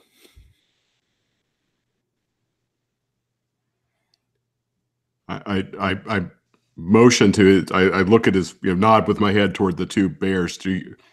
Have your companions been poisoned by the same force that's poisoned my friends? And everything has been poisoned. There is a black vileness spreading through every tributary in this area, heading off west to the rest of my family. They have already felt its effects. Some animals have fallen to it already. Only the strong of them seems to be able to hold it off, but the younger and the small have already fallen. And I extend the skooma bottle. This poison, and we humans call it skooma, has been further poisoned with the black substance, but it has the ability to hold the black poison at bay for a period of time. I've used it to keep the poison from killing my friend here, and I nod at Liddy. Would you like to try to see if it will help your companions? I don't know if it will work, but I give it to you freely if you think it will help them. You cannot attack a poison with another poison. You cannot attack fire with fire. We do not know what to slow down the effects of this. We want them gone. And you say you can do this. You say our enemy, this alchemist, can do this. Then why aren't they here? She was the alchemist who made the poison is dead. And I nod to include my party. We killed him. Another alchemist, too sick to travel, is working to create an antidote to the poison. She requires, and I don't even literally don't know how to say this. I'll just out with it. She requires a taproot to complete the poison, the potion to cure this poison. Can we entreat with you to take one back to her so that she can cure this poison? You wish to sever my link to Our Lady. That is what binds me to the forest. That's what binds me to my family and binds me to Our Lady. And I should just offer this to you freely. We will not take it. We wish to bargain with you. How can your connection to the lady be reforged? Is there anything we can do to help you reforge that connection? I will not be lost, but I will no longer be able to guard this place, but I can come back eventually. But my friends here would surely perish very soon if I'm not here to hold back the effects of this poison. And if I'm not here to slow it down, it would run rampant through the rest of the forests. She goes, you bear the symbol of Our Lady, but I cannot be sure that you are definitely one of us. How do I know you are not some interloper or some pretender? Mouse is going to step forward quietly and address the Spriggan.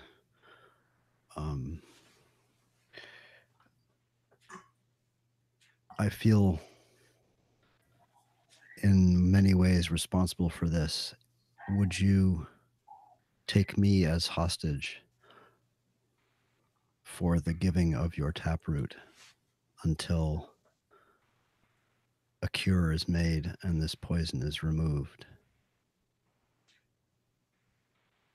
I can stay and try to help defend your companions and keep you safe.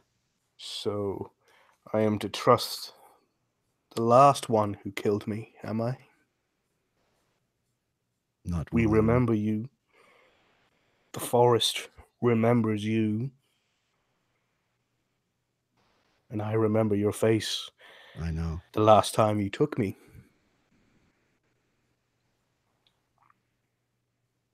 What's done is Are done. you offering yourself to me now? I'm offering myself as hostage. I trust this man, this priest of Kinnereth. He's a good man. He will do what he says. He is here to help. He has only good graces, only the best intentions, regardless of what you think of me. Roll a persuasion check with. No, it would have been with advantage because of Luke and Lenny's help, but because of your history with this particular Spriggan, it's a disadvantage. So now it evens out. So you've just got a straight roll. Persuasion. What do I have for persuasion? So let's see. It's 16. 16. She slowly walks forward, and the bears follow her. And she gets closer. She totally ignores you. After your little talk, Mouse, she just turns to Luke and she holds out her hand, and you feel the bark, the roughness of the bark, and you feel the light, and you can hear the buzzing of tiny little bugs and torch bugs and ladybirds and moths and flowers, all sort of like intertwined inside the tree. It's going in and out. And she lays her, puts her hand over yours that's holding the holy symbol, and says, and you can hear again in your mind, are you truly one of her agents? So what do you do, Luke? I look directly at the Spriggan, and then I cast my eyes to the heavens, and say, yes, I'm loyal to Kinnereth. Kinnereth has sent me here, and it is by her will that I am here. It is by her will that I try to undo this evil that has been wrought upon this forest. And I pray to her to show guidance to you and to me that we are on the right path. I feel that we are. I'm certain that we are.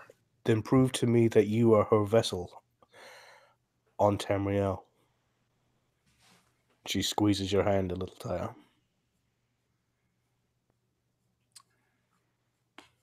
And trying to think what spell I might have. Oh, there we go. Okay. Kine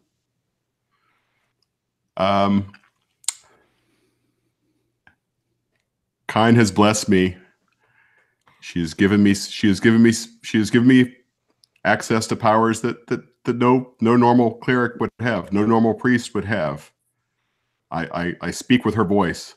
I boom with her power. And with that, I look off to the side. I look above. Point my sort of my holy symbol up, and just clearly away from everybody. So that it goes up in the air. I cast my last spell, and I cast Thunder Wave, and I said, by the power of Kine, we are working together to save this forest. And I cast Thunder Wave and just cast a huge boom over this little clearing in an effort to show that I wield the power of Kine. Explodes out into the air, and as it does, both the birds go "Ah!" and sort of like screaming out into the air as they hear the thunderous boom, and you hear birds flying off in the forward areas, and sort of like the cloud sky kind of clears open, and all the stars come in. She says, she turns to Lenny, and you can hear all in all your minds now. She goes, you do not have to return your gift. You can keep it until you feel it's time. But we thank you. And Lenny just reaches out, picks up the hammer again, and pulls it back. And then she looks at you and she goes, I am trusting you, emissary of Kine. And with that, the hand that's over the top of your hand sort of like kind of opens up, and she kind of like splits and opens, and then you can see sort of like, you know, this golden divine light sparkling around this large round palm-sized piece of bark on the inside, which all the light seems to stem from and go off in different, and it seems to be lighting it up. And she reaches in with the other hand and sort of like, you know, detaches it, but it's still releasing light from it down. The light's now passing from it down her hand to keep her going. And she passes it to you. And I take it very reverently.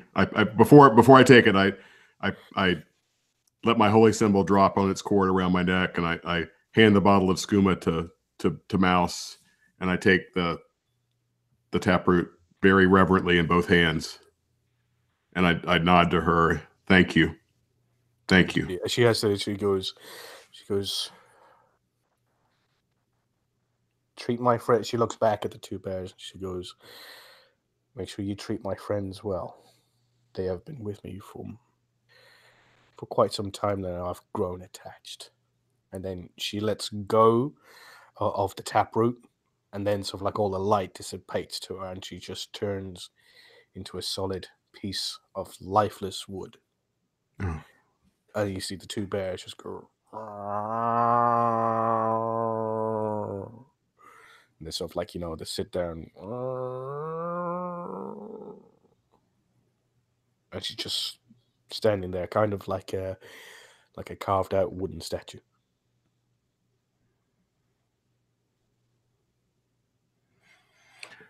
Well, Wow.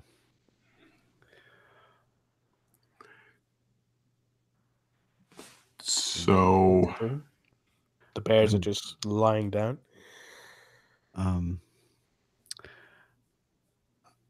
I feel like I should walk over to one of them and pour a little bit of the skooma into my hand and see if it will lick some of it from the palm of my hand.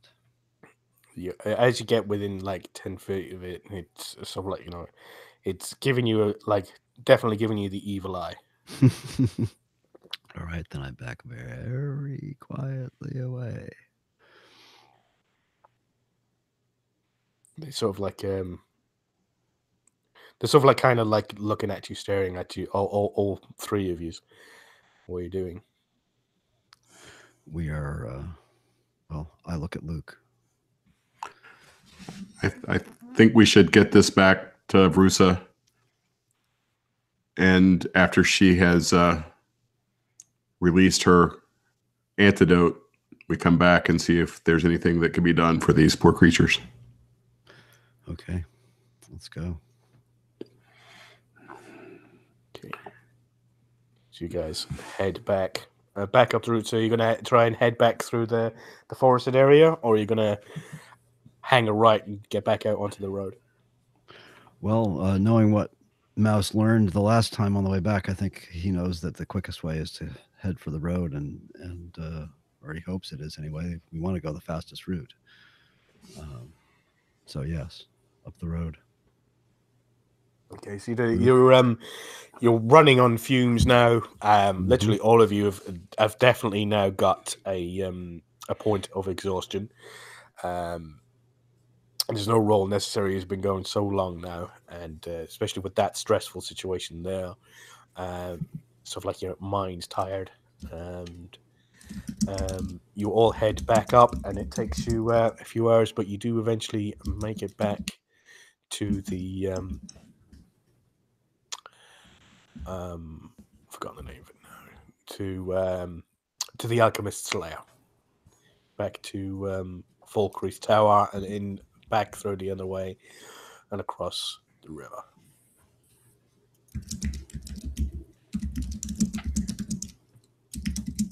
So it's been a few hours.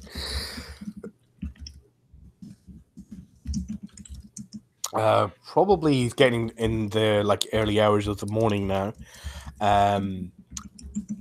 Butty and Luke, Butty and Jaquai, is there anything you guys would like to have accomplished or talked about or chatted about in the time that you've been?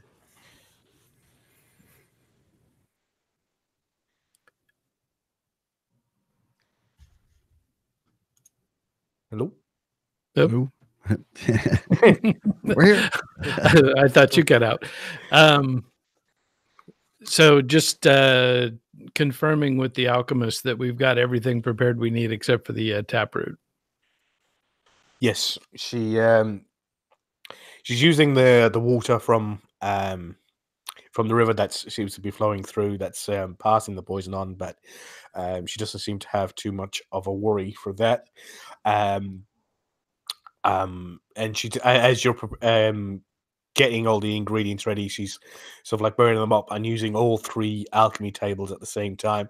She needs your help getting from one table to the other, and you probably look around and sort of try and source a stool or something like that she can sit by, but she needs a lot of help to be able to go around, and sometimes she stops and sort of has to take a breather for a bit, and you offer her some water from your pack and some food and things like that. In the meantime, she does have a quick look, and literally it takes her a couple of seconds, and she has a look at those potions that you pulled out, and she tells you that one of the potions is a potion of superior healing, a potion of climbing, and a potion of water breathing. My. And she just looks at them and she goes, "He's been a busy little bastard." So in the early hours of the morning, Luke, Lenneal, and George all return, and you guys are back in the same room together with. Is Mouse staying at the clearing? There's nobody there. I don't think there's any need.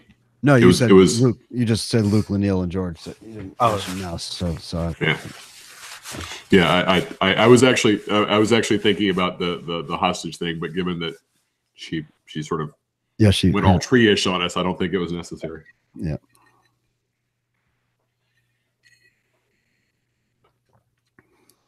So, what would you like to do? Well, give her the taproot for sure. Yeah. Okay. Give her the business. So you head off and to the other side of the water there, and you hand her the taproot, and she goes, "Well, you got it. Well, don't keep me in suspense. What happened?" Kind blessed me with the right words. We were able to get the taproot without violence to the Spriggan or to her 2 very sick animal companions. Well done, you. Because I've heard they can be difficult to deal with. But yes, thank you very much. And she goes over to the all through the night while you've been off there. She's been preparing, and it looks like it's all bubbling away, and it's starting to produce a cloud of its own. But this seems to be a very sort of a thin cloud. It's not this heavy, dark, choking smoke that was coming out of it before. It's sort of this sort of like light steam with a little bit of green sort of flecks in it. And she gets the taproot and starts to to prepare things, and most of it is just snipping off little bits from here. But it's more. It seems to you, Luke, that this is more ceremony than it is alchemy. For some of the way she's preparing it, and still keeping the taproot whole. And as she approaches the cauldron, and she sort of like holds it to you, and she goes, "Maybe a little blessing wouldn't hurt." She's holding the taproot out to you.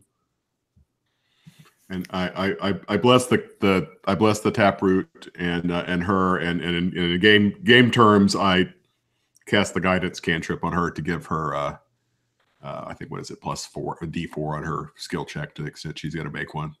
Yeah.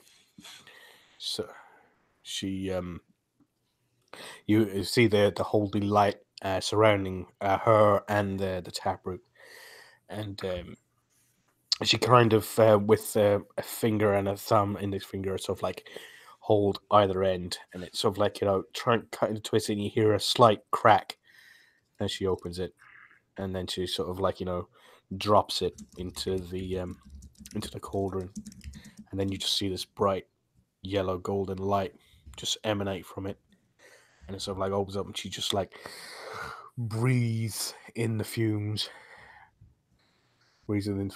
and she sort of like gets Lenny and George to get closer to her, and she takes a very large spoon that she found on the alchemy tables, and she dips it in. She goes, please, let him be stupid enough told me exactly what was in it. And she takes a sip from the spoon, and then you see she gets surrounded by this golden light with green flecks in it. It sort of like kind of swirls around, a kind of like in a spiral, all the way down to the top, and it suddenly dissipates. And then she starts breathing, and then she turns around and looks, and then you can see all the black lines and the veins just disappear from the chest and across the side of the neck, just all completely vanish, and the gaunt look in her eyes. She looks very fucking tired and sort of like, still withdrawn, but it seems to have revitalized her and brought it out. She goes, oh, thank you. She looks to you like thank you, and you just see the relief over her, whereas her face has been mostly hard and stone for most of this as she's been going through it. It's now just like, completely fallen, and she sort of like, she just like hands shaking, she's just dipping the spoon in again and sort of like passing it to George, and George very sort of like deftly sort of like takes just a big gulp of it, and Lenny again the same, just takes a big gulp, and then you just see both of them as you see all the poison just sort of like disappear off from the sides of their skin, and it just completely vanishes. Again, you see the swirling golden and green light flecks just swirling around them in a sort of like, in a swirl.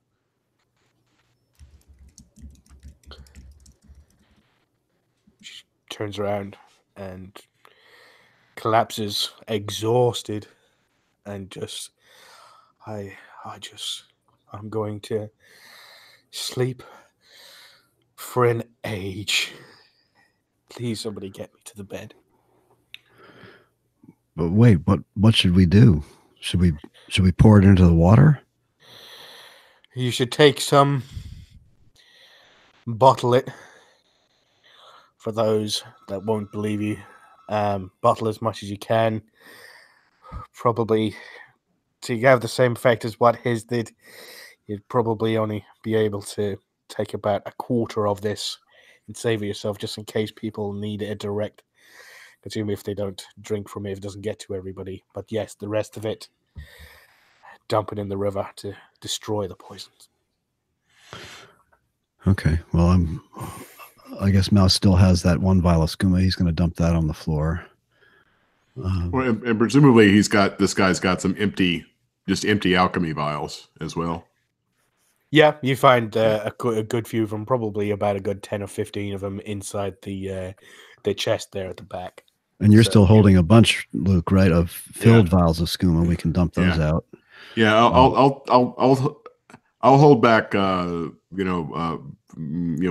half a dozen or so of those, just in case they're needed for any reason. But then, we'll make. Oh, I don't know. sure. Just in Yeah. case they're needed. All right. I understand now. She sees the doom. You have never made a less funny remark to Luke. Never in your life have you made a less funny comment. Sorry, that was meta.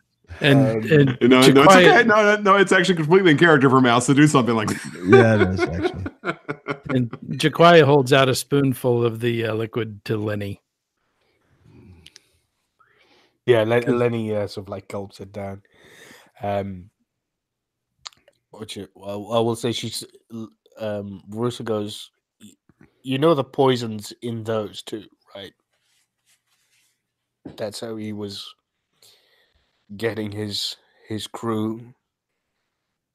It destroys. It introduces the curse, but it stems its effects because of the rage or the adrenaline type of effect of the skooma. But all of those are all infected as well. Yeah, we know. We're going to save a few and give them to the Jarl. So that what is her name? What's Nenya? Oh geez. Yeah. So that Nenya can have them as evidence. But yeah, we're no one will ever take these. Good.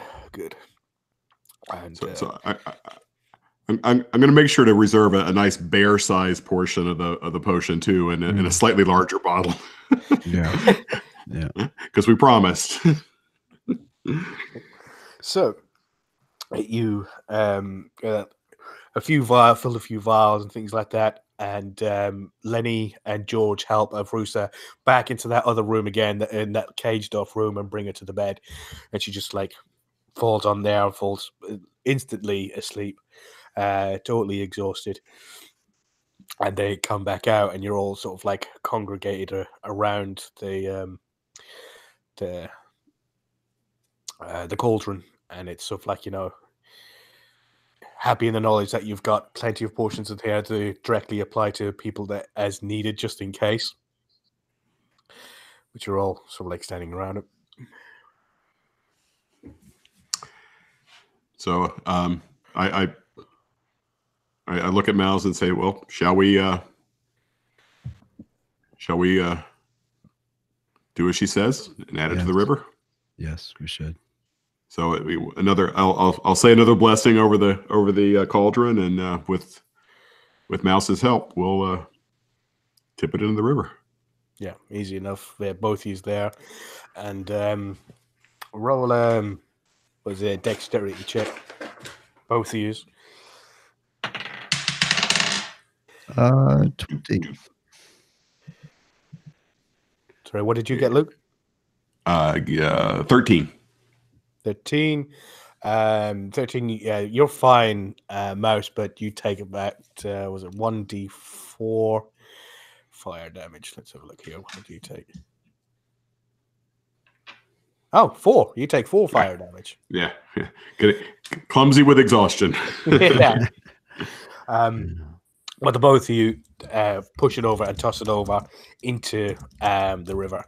And again, you see, in contrast to the previous time of when you threw this in, it's kind of like a catharsis. When you dump it in, you see the golden glow with the green flecks of magic into it infuse itself inside the water again, and it shoots down up stream to the left as you're looking at it from there, and downstream again to the right as it just like suffuses with the water and spreads out both sides.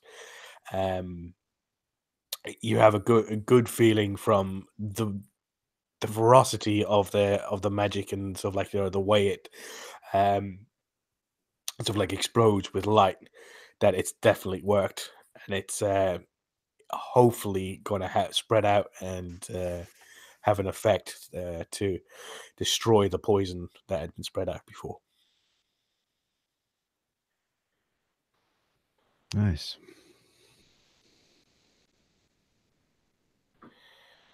With that, you guys are all unbelievably exhausted, and the relief at the end of the day just all takes you, and you can think of nothing but getting some rest.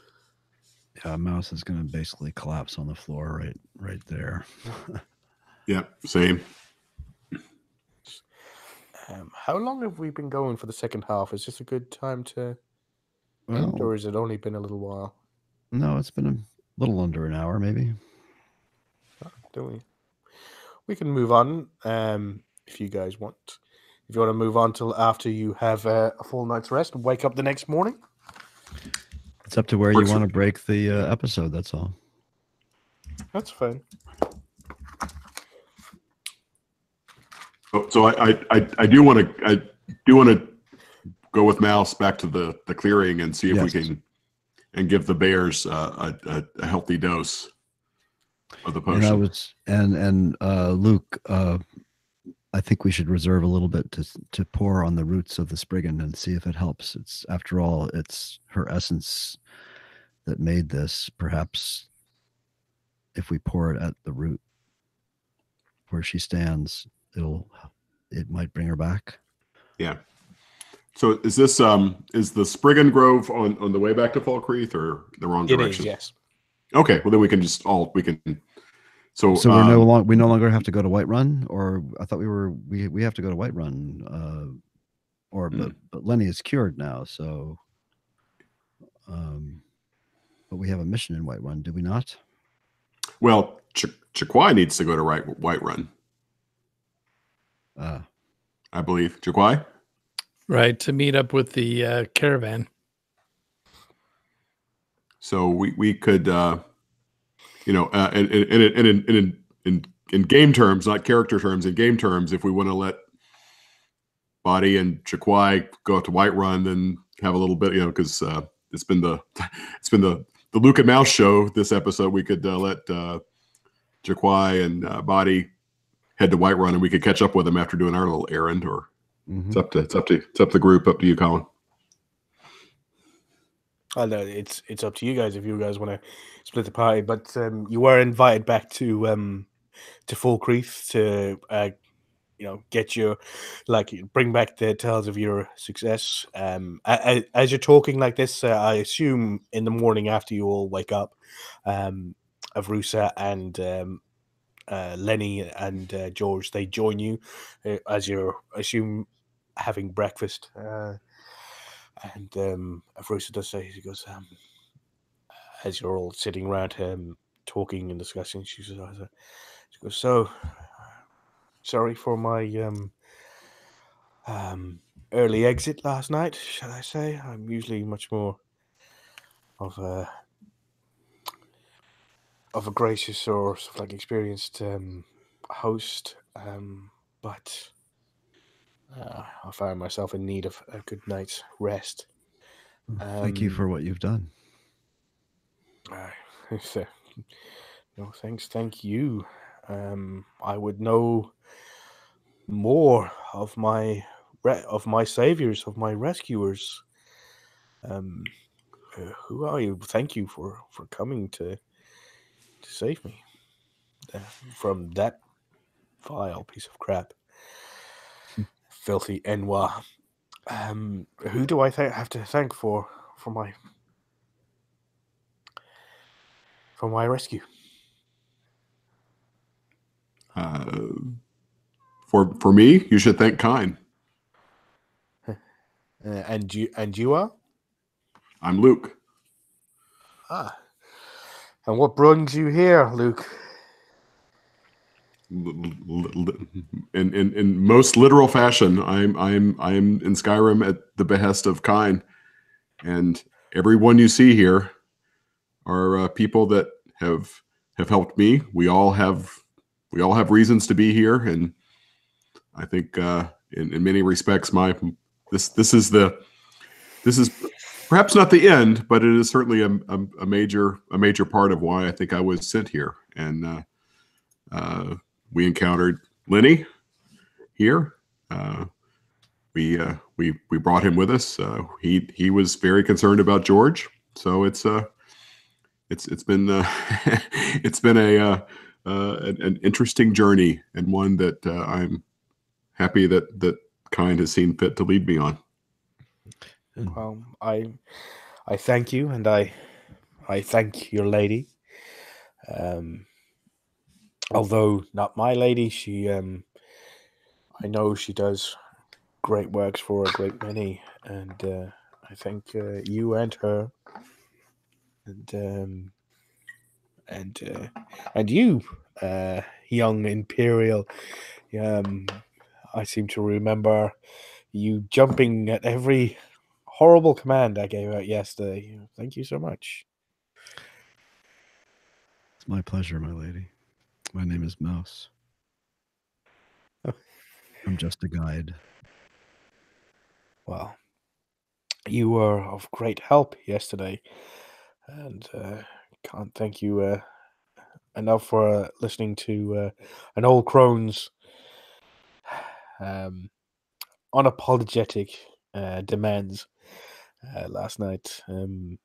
You were quick to help, and it was you gave no pause and asked no questions, which I find rare in assistants and helpful people. They always want to know more and ask questions, and you just jumped to and got to it. So Well, my if you lady, ever, I help people that help me. That's what keeps us alive.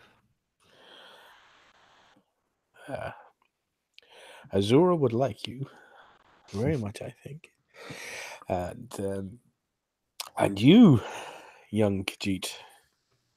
What Yeah, I'm usually the one that gives pause.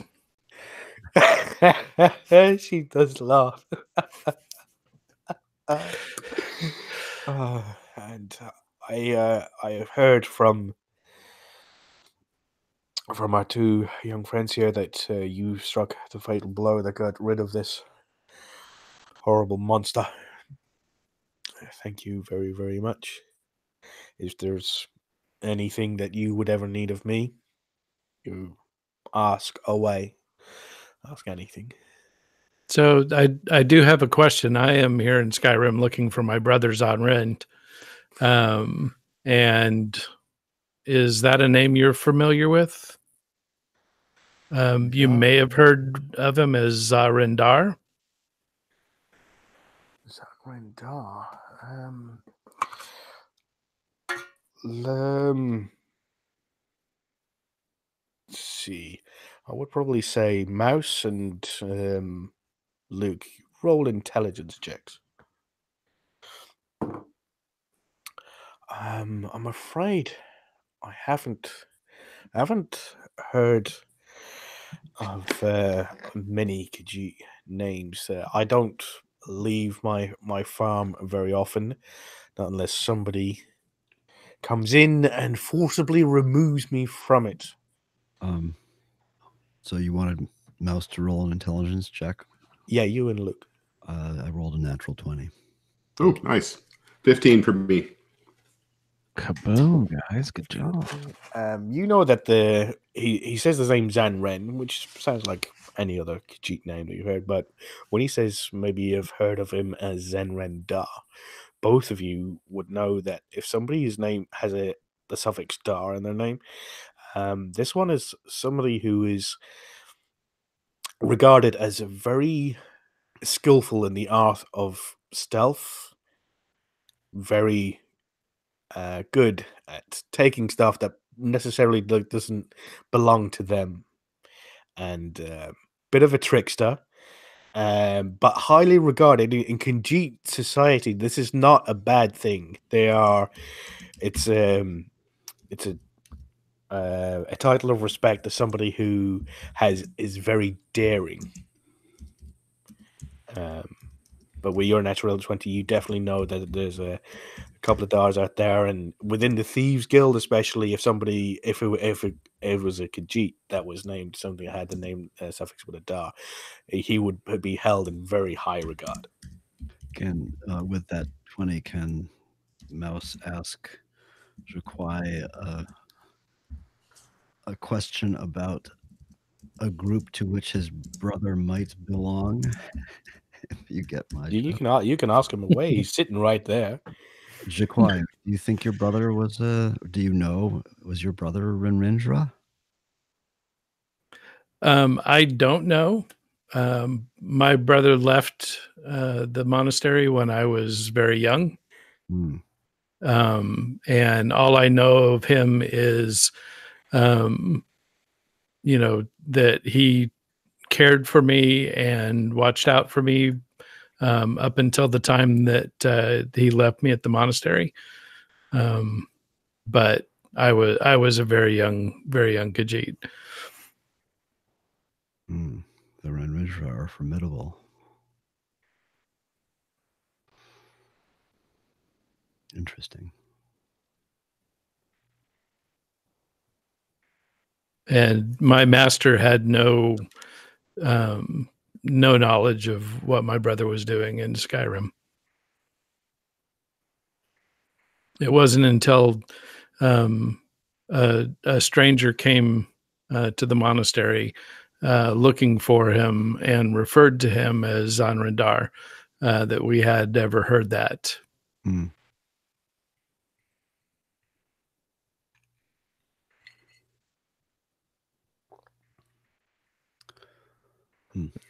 Oh, Mouse wanders off. she says, "Oh well, I'm really sorry to hear that. I really hope you find." She goes, "I myself have a younger sister who I always looked out for. Um, if he is lost, know that he is always thinking of you. We always think of the younger one. She's out there somewhere, getting into trouble, no doubt. But when I do see her, it's always a happy time, and then it always leads to arguments when she's about to leave again. But I'm sure it'll be the same for you. There's gladness, and it's great when you're close enough to argue. I hope you find him." Thank you.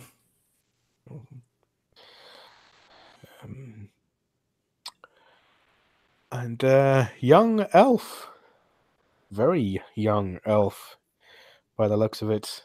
I didn't know anyone from the Dominion so young would be allowed to travel this far, especially to the human lands now. What with the Dominion's control over the Valem Wood.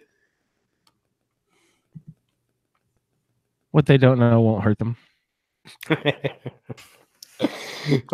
Spoken just exactly like my younger sister. Yes, young ones should not always follow the rules. They're definitely only 50% of the time should follow the rules, and probably only 1% of the time know when that time is. You to you, and I thank you for your help, and I thank you for your songs last night.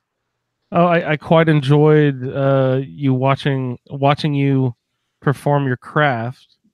It was quite enjoyable, and thank you for the opportunity to expose that sort of information and knowledge to me. As a bard, I'm always trying to draw from the environment and get people's stories. One thing I do want to ask before we move on, what is your favorite story in the history of alchemy? What is the most moving, the most important? What is the biggest alchemy story to you? What has happened? What is the most important bit of knowledge that you could pass on to a bard?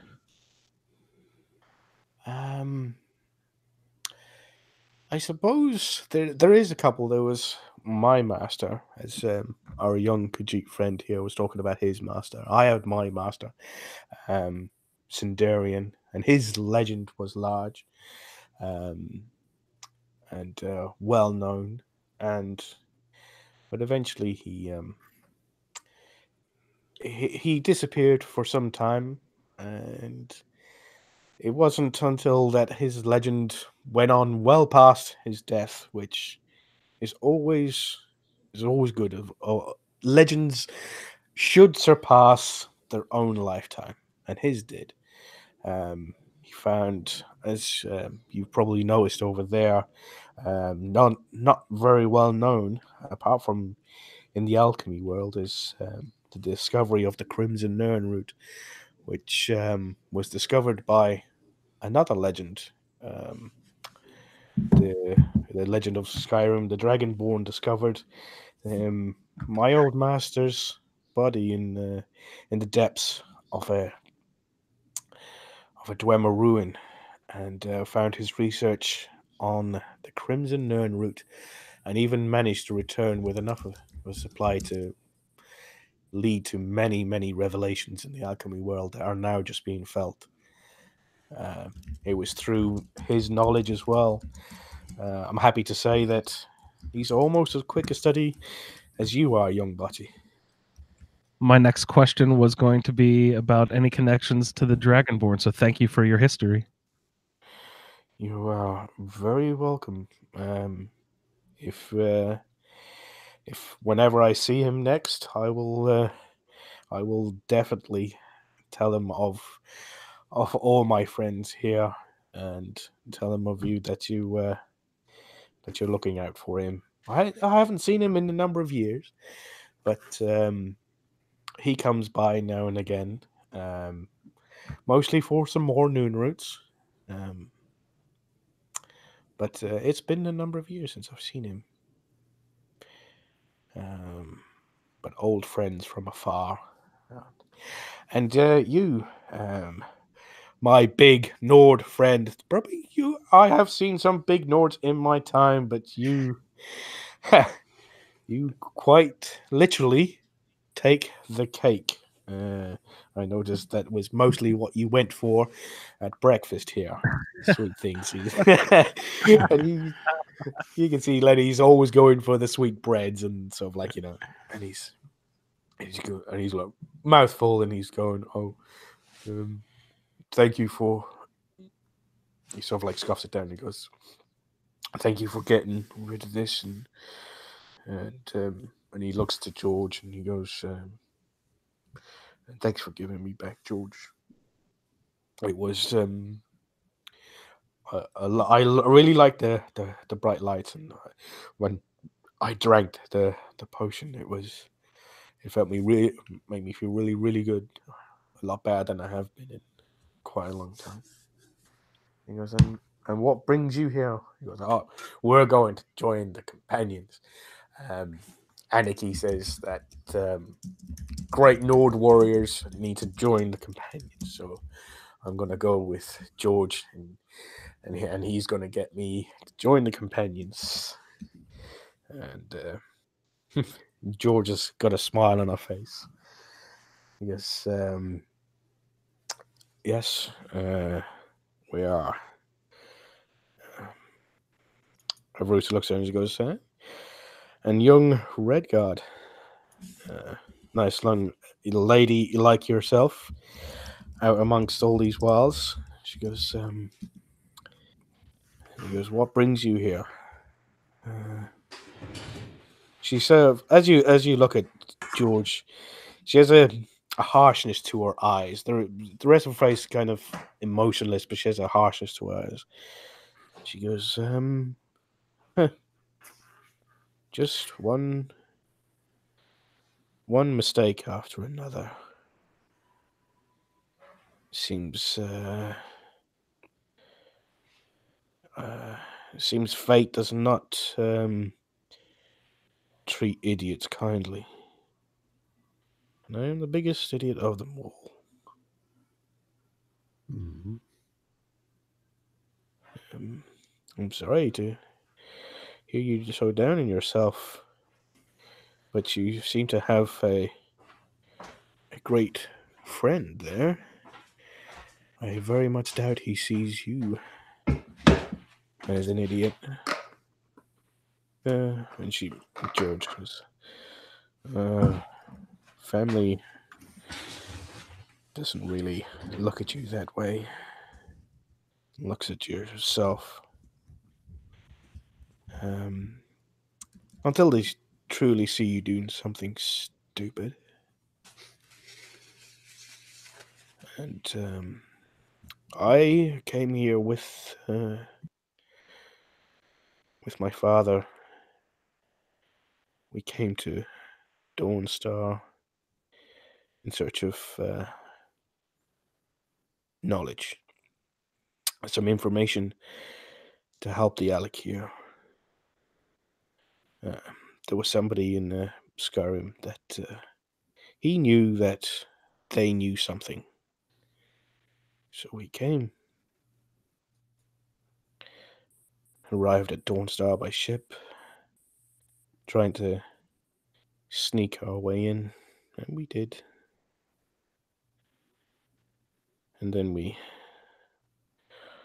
set out on the march south. Didn't even see them coming. You think 7-foot elves in all black you'd be able to spot from a mile away. But no. They came around a snowdrift and instantly saw us, and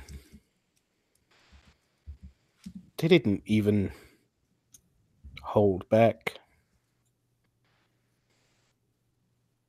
One of them with a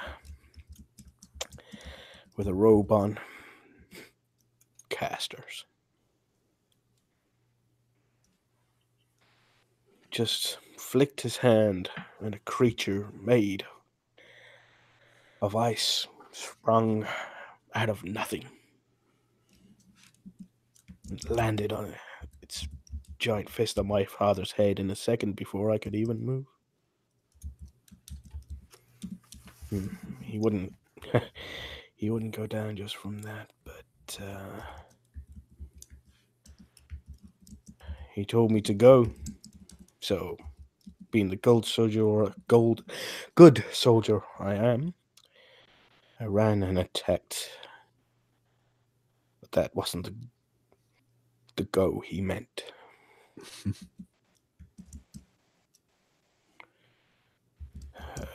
Within seconds, they just had my weapons and had me on the ground. And then I found that I was now an orphan.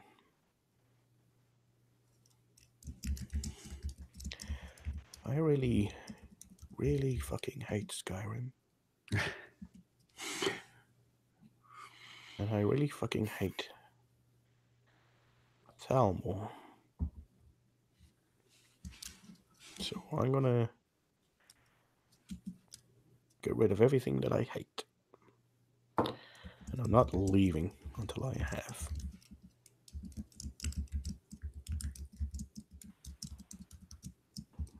Everusa says, I am sorry.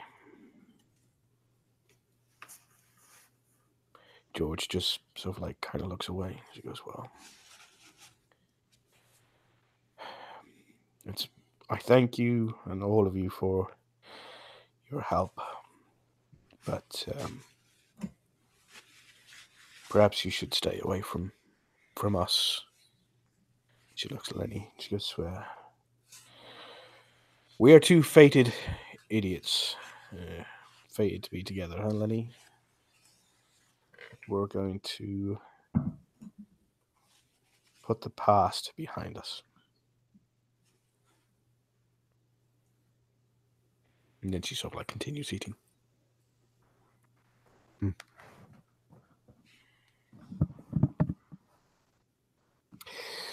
So you all start to slowly, after that, start to pack up and get ready and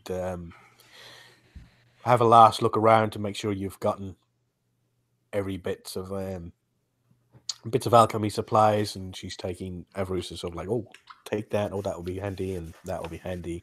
But you all sort of like gather up all your supplies and start to head out.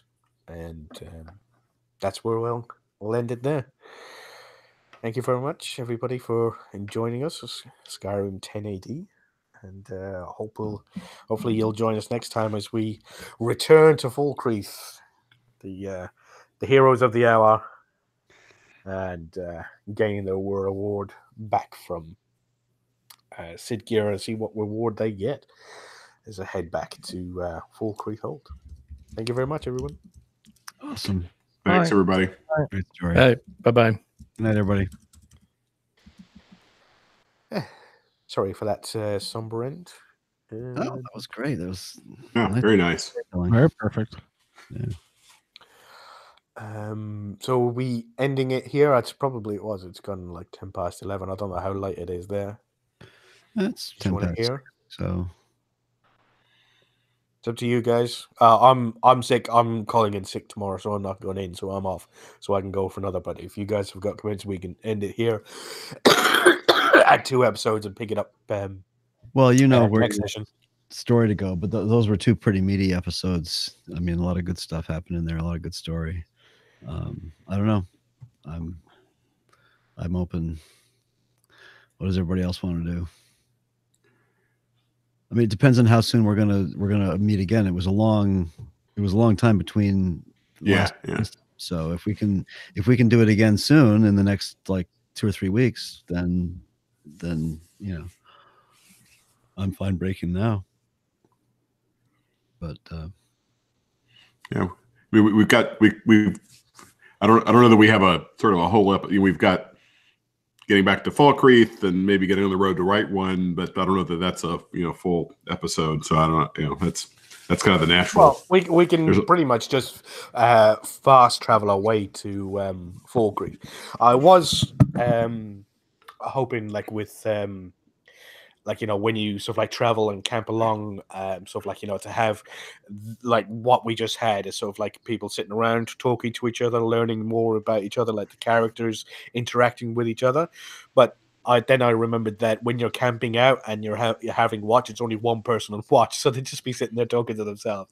So that was kind of redundant. There was no point in doing that. So from now on, when we travel out, as long as sort of like you don't end up rolling a natural 1 on a survival check, Yeah. it might take you a little bit longer, but we can just sort of like venture sort of like you leave there and you head, and as long as you don't run across anything on the road that I would perceive that you'd be able to run across, it would pretty much just be a straight fast travel back to Falkreath. We're going to stop at the Spriggan, right? Yeah, that was the only stop, and I guess the Jaquai, if you're willing to kind of sidetrack back to Falkreath before we turn to Whiterun, that'd be the other thing. Yeah, I'm fine with that. well, I'm up for another. If we take a quick break now and go for another hour episode or so, if we want to. Yeah, I'm good. Falkreath Yeah. to White. In my vision that I had of my master, he told me that that I didn't have to be in a rush to find my brother. Ah. Well, if we go back to to step out of obviously if we go back to Falkreath, we're not going to be going back to Whiterun via the road that we were on. We're going to go the other way.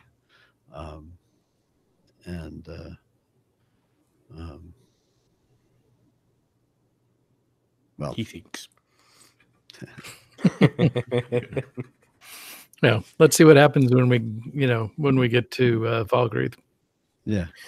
Andrew, are you okay with this, or did you want? Obviously, you've got a family, you got a young family, and that. No, I don't hear them upstairs. I think they're napping, so I'm trying to be a little quiet so I don't wake anybody up. I think we're okay to go as long as I'm not too loud.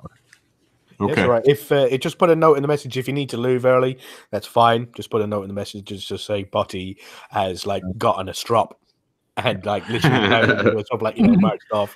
I'm pretty sure Tori will wake up too if Moses wakes up. I think they both took a nap together, so Okay. it shouldn't be a big deal. Okay. Well, give us 5 maybe, and then we'll start. Yeah, Sounds good. I have to wolf Cool. something. So, all right, cool. Oh.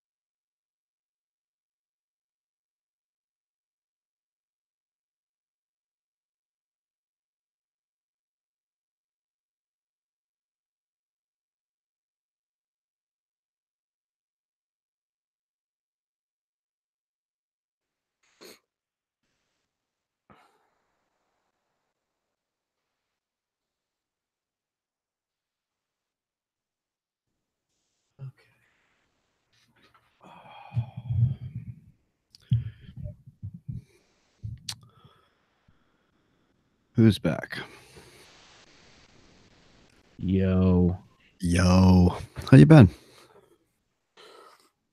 It's been very hectic. I'm kind of glad February is over with Yeah.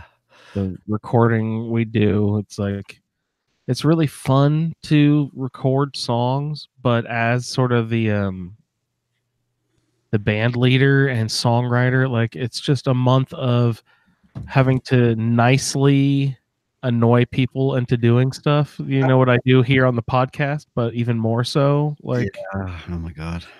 it's like, hey, do you think you'll be able to get around to doing those drums tonight? Which we really get down to crunch time, you know. Please, can we get on that, please, tonight?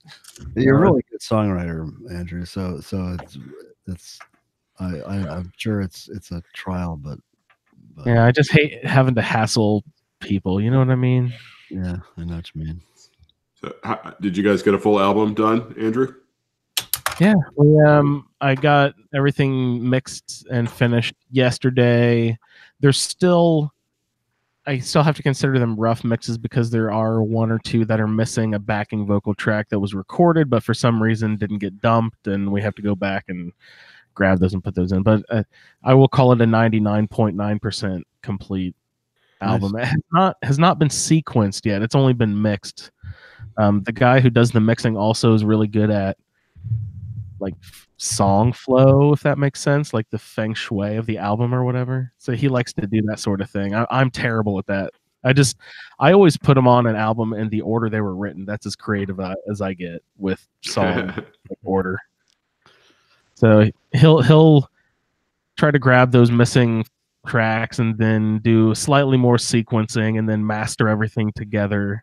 So he's a good producer. So yeah, he's good at that sort of stuff. that's sort of what a producer does, isn't it? I mean, Yeah. I understand the music industry, which is very little, but yeah, he's kind of like he's done a lot of arranging too. Like we'll move things here and there. So, arranging and engineering. So overall producer type guy. Yeah. Cool. Nice. Do you think it's worth doing it like in the, having to do it in a month or rather than like over the course of an entire year? Does that really? Well, what it does is there are certain things I might not have done. I might have wanted to do something a little bit different, but it forces me to not be precious, which I think is also a very noble way to do things because I see people around me, especially my brother, is just stricken by the perfectionist bug. So like he never gets anything done because nothing is ever good enough yet. Whereas this sort of thing is just like, you cannot be precious. Like if you don't like that line, so what? That's what your brain came up with at that point, and that's what the line is. So move on, get on to the next thing and go. There's a very famous quote from, I forget which, was it Voltaire maybe? I don't know, or Flaubert. It's one of those French philosophers. Perfection is the enemy of good. Yeah. So this is just, and it also just it's the enemy of creation, I think too, right? Yeah. Yep. But that it's a super rewarding project, but I'm also glad it's over. You know what I mean? Like now I can get back to playing video games and yeah. And there's so many good ones out there. Although I almost killed my Switch the other day. I just got so sick of those damn controls. Do you use the little Joy-Cons or do you use the Switch, the bigger controller? I like to play it in bed. Although Sean just sent me a link to this really cool little stand that he uses. When he's lying in bed, he has this little stand that he puts on his belly and he uses the Pro controller. And that sounds like a better idea because those freaking things. First of all, I have arthritis in both my thumbs, and so trying to hold it and it's just no. I cannot do the Skyrim thing on that. Yeah, those little joysticks are. Yeah. Plus like the buttons are backwards. It sucks. Yeah. Trying to switch weapons. I'm so used to my multi-button mouse that trying to switch with the little D-pad thing is just no. I can't do it. We talked about that on the show the other night. So, Are we all ready? oh sure. Absolutely. Sure. Do it. Is Ray back? I haven't heard Ray. Oh yeah. He's on. Okay, there. All right. Awesome. So we're back on the Hangout now, out of Roll20 for a while.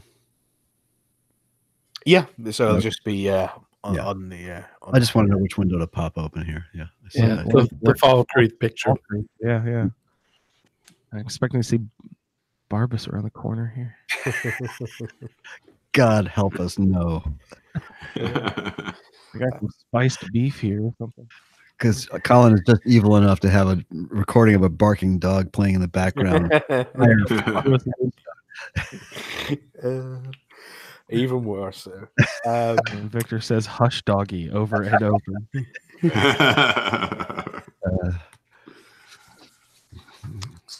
Hello there, and welcome back, everyone, to Skyrim 10 AD. I believe this is episode 27, and we are starting off our adventure as our party with a few extras, with Avrusa Serethi, the legendary alchemist, and George and Lenny in tow. Make their way back to Falkreath by way of the ruins of where they met up with a Spriggan. Turns out a noble Spriggan, aiding them in their mission to cure what disease and curse had befallen the waterways of Falkreath by way of a Argonian alchemist out to do the bidding of what appears to be a Daedric prince, Mephala. There has been some allusions to it having something to do with Luke Icewalker, but nobody knows for sure. But they're now making their way back to Falkreath. They're going to stop in the ruins to try and help out a couple of bears who seem to have inadvertently been infected by the curse, the poison that he had spread throughout Falkreath. So, what would you guys like to do? You've head out of Falkreath Tower back out onto the road. You pick up your horses again, who are happily grazing on the foliage outside. But you do only have 5 horses, so you have one each, one for, and that was given to Lenny. But you have an extra 2 people now. Well, Mouse will offer his mount to the Lady Avrusa. Okay. And walk. He's perfectly happy to walk. That's what he does. Lenny tries to says to George to get on the horse with him, but George just says that's not a good idea, Lenny. It's and she goes, I'll walk along ahead, keep an eye out as well. They might be Nordic horses, but they're not that strong. So you make your way down. It takes about half a day to get down to where the ruins were, on the long side of the road, and probably about an hour just off the road to head in, and then said that, well, no, probably not. You can see the ruins. Probably about 20 minutes just off the road to head into the ruins, to where you see the bears, and they're still there. They're sort of they've actually moved forward from where you left them. They were sort of staying further back from it. They've now come up to either side of where you now see the sort of the dry, lifeless kind of carving of what used to be the Spriggan who you spoke to the night before.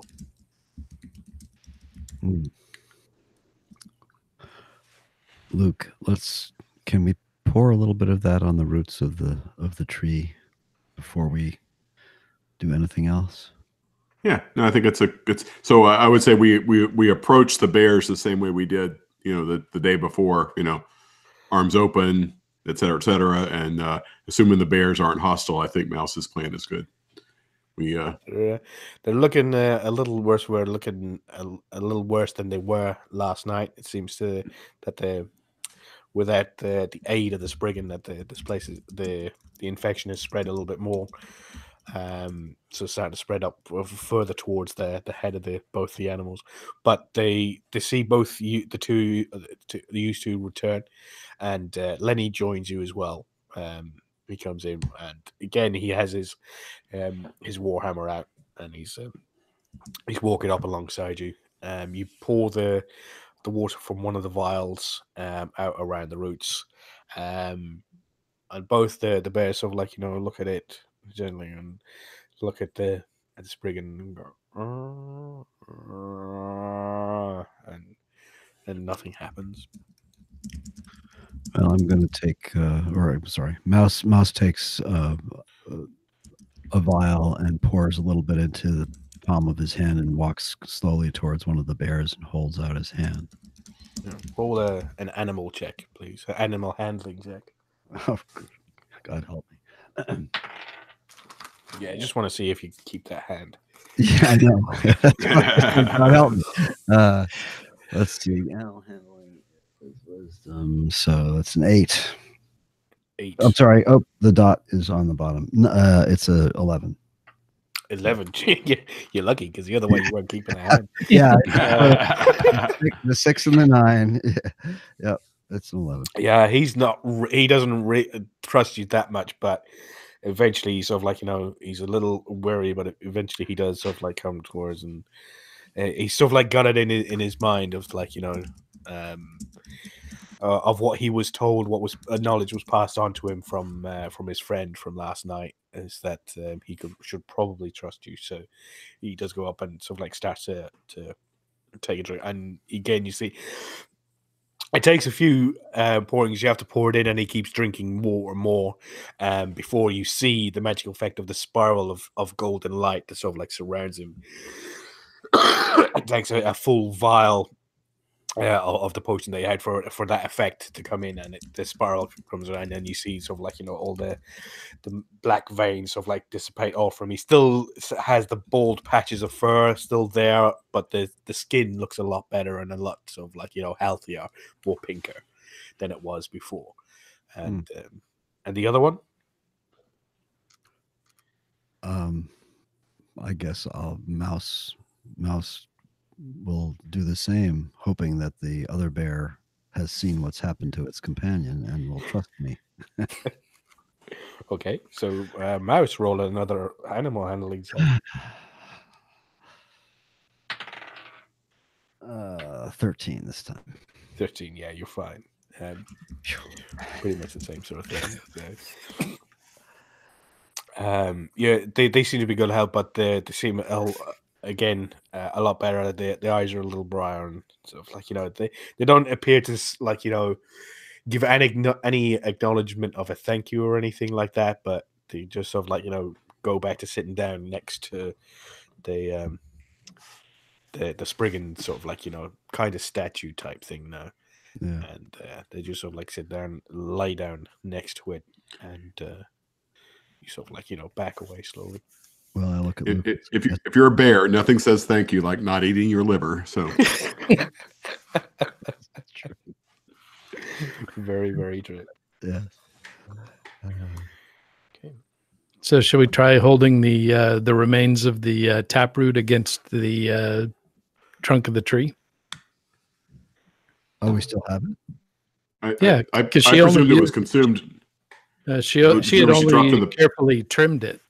But no, remember she No. broke it at the end and dropped it in the cauldron. Okay. That's what I remember. That she it was consumed. All the sort of the divine essence that was traveled through it from obviously Kine into them to sort of it spread her will. It was consumed and sort of added. Kind of the similar thing of the Daedric heart when it was added to the poison before. It was more of a ritual thing. It was infusing the potion with the vial as the Daedric magic and infusing that into the poison to transform it into a curse. She was doing the opposite. She was using the divine energy and adding that to the healing potion to sort of like cure disease, to also add the divine energy to cure the curse, and it consumed the divine magic from it. So the best we can hope for is that pouring a little bit of that, the essence will perhaps infuse the roots of the Spriggan and bring her back to life. Roll a nature check. Me? Yeah, No? well, yeah, if you're the one who's thinking about it. Yeah. And I don't get much for nature either, do I? No. It's intelligence. So that would be a 14. 14. You do remember that she seems to remember you from before. Yes, I do remember that. And remembering you from before, and now she's back again, you're probably thinking that they probably don't actually die, seeing as they're a part of the forest, that maybe that, you know, eventually she'll be able to come back to where she is now.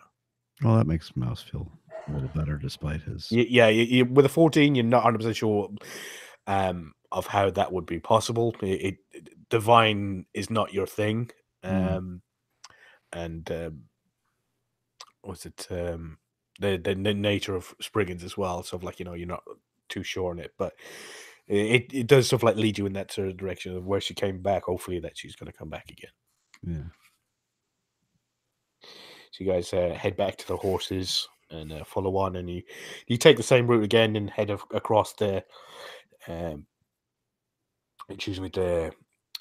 some part a forest, some parts of, like, you know, cut down trees for lumber and stuff like that, heading closer and closer to Falkreath.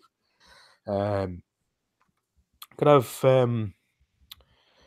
see, probably Luke and Jaquai roll perception checks as you're heading back towards, and you're getting closer and closer to Falkreath. Now you can see it off in the distance, and you're heading down. That's pretty good. 20 something, maybe 21. And mine's just 20. 20. Well, both of you quite clearly see this. So as you're heading down towards, and you're heading down into Falkreath, sort of like it's the same. Well, it's sort of like Smoky Town, the smokestack coming out from not the smokestack, but the smoke trail coming out from a few of the houses, and you see the larger smoke trail. You assume is coming from Lod's. I forgot the bloody name of it. His blacksmithing area, furnace. There we go. And as you look over to your left, and you look beyond the wood mill to the area that just overlooks Falkreath, sort of like, you know, just on the outer skirts of town, sort of like probably, you know, a good 20-minute walk from the gates of Falkreath. You see approximately 30 to 40 men, women, elves, orcs, high elves, Bosmer, Khajiit, a few carts all set up in camps, some campfires, all camped out right on the outskirts of Falkreath, on the outside of the city. Some of them are dressed in like leather armor. Some you see just in robes, especially the couple of high elves. Some of them are drinking. Some of them, the Khajiit, one Khajiit that you do notice that catches your eye, Jaquai, is one real brute of a Khajiit. She's big, black fur, and the Skyrim Khajiit, so not panther-like or lion-like. She's Skyrim Khajiit with the similar type to you are. So born under the same moons, but she is so thick and big and burly, and she's standing on one of the carts and sort of like lifting up large meat barrels with one hand, just banging them down on the side. And a couple of them start like rooting around behind one of the carts, and she just like reaches out these clawed hands, nearly takes off one of his arms as she swings it around. a few of the high elves are standing on the edge of what seems to be like a ring, a man-made ring, a ring made of men and women. As they're all standing around two, one large Nord and one seems to be a young, really gangly Bosmer, beating the living shit out of each other.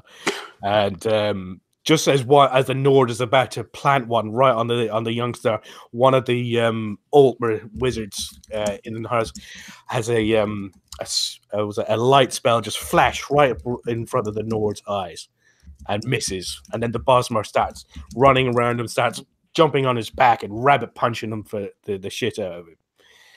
And they made up of all different types, walks of people, but they're all kind of dirty and rowdy, and they don't see it. They're definitely not soldiers, and you're not 100% sure, but you definitely would probably want to avoid a group like this as you slowly venture down into Skyrim. And as you get closer, you look over towards the gate of Falkreath, and there's about 9-10 guards all standing at the front of the gate.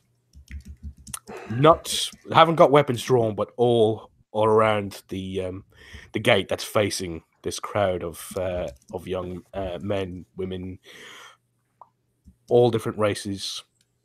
And you venture down and go past the Hall of the Dead, and venture into Falkreath proper. And as you look ahead, you see just in the main square of the area, as you pass Matthias's farm, and you're looking at Lod's blacksmithing, is Lod's shop, and then to the left is the Jarl's longhouse. You see about 3 or 4 more guards, and seem to be arguing with a very large Nord woman. She's in full heavy armor with no helmet on, and she has face paint going across, kind of like in a cross hat. So from the top of her right temple, it goes in streaks across all of her eyes and across the top of her nose to the top of her lip, and then from the opposite temple down. So it ends up in a cross hatch across her eyes and across her nose.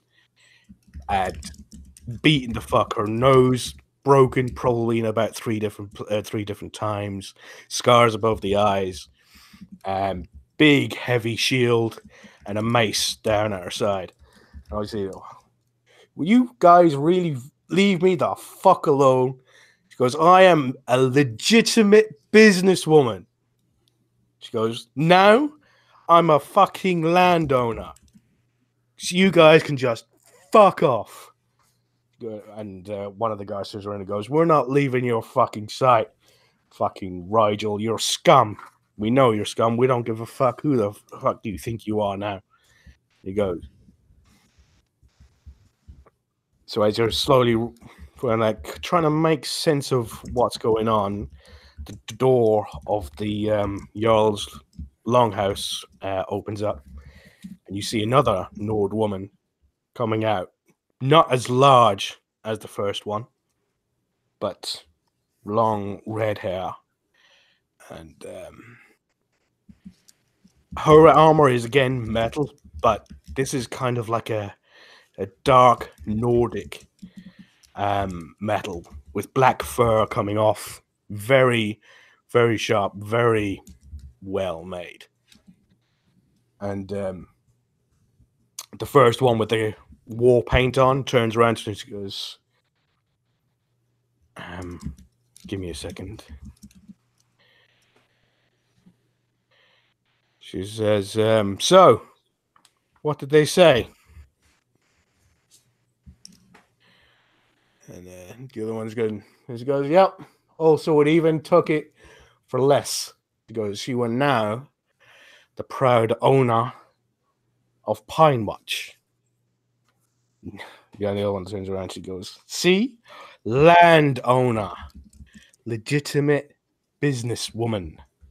Now fuck off and leave me alone. And then they see you walking in as you're walking in. And then you see that the 2 Nord women are standing next to each other. and you're now in the mindset of getting off your horses. What would you like to do?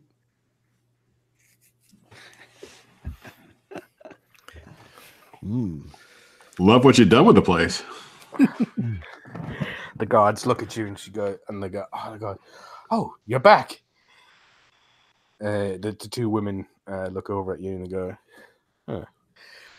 You're back. How did it go? What happened? Is that the guard or one of the two women? No, one of the guards. Okay. Yeah, that's what. Yeah. We met success. Oh, you got the skooma dealer? Yeah, and more importantly, the source of the poison. Oh, you'll definitely want to go in and talk to Nenya. And he goes, but we've got bigger fish to fry at the moment. And he goes, I suppose you saw that mass of bandits we've got on the outside. And he goes, and the Nord woman with the shorter one with the long red hair turns around and goes, bandits. He goes, mercenary group, I will have you know. Yes. We are on retainer from y'all Lady Blackbriar. And he goes, she turns around and she goes, I'm Fiola. She goes, of the Mistwatch Security Company.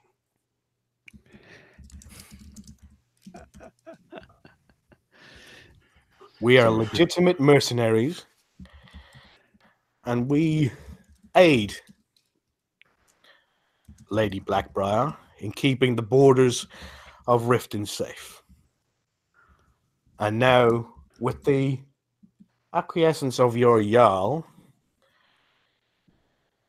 Rigel Strongarm here is now the proud owner of Pine Watch. And she is going to keep the borders of Riften safe on this end. You will treat them with respect. Mouse can't help but piping up and saying, you're a bit far from the borders of Riften. That might change very, very soon, says the smaller one. The one that seems to... Mouse just stares at her, puts his hand on the hilt of his dagger. And you are? None of your business. We got a brave one here, and she actually giggles, and she looks at as the larger Nord woman. She goes, I kind of like him short and feisty.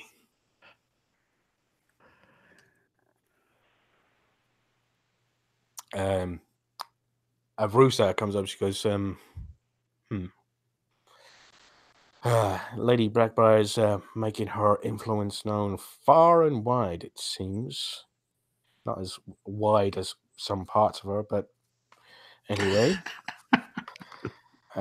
She goes, I need to speak to your Jarl about the aid that these fine young gentlemen and ladies assisted not only me, but all of Falkreath. And and the guards just like, and he goes, yes. He just goes, I'm Avrusa Serethi. I'm not sure you've heard of me, but I'm pretty sure your Jarl, or at least your steward, has. Please take me to him at once. And she sort of like, marches past and off to the Jarl's longhouse. There's the two Nord women there. Watches you sort of like pass by. So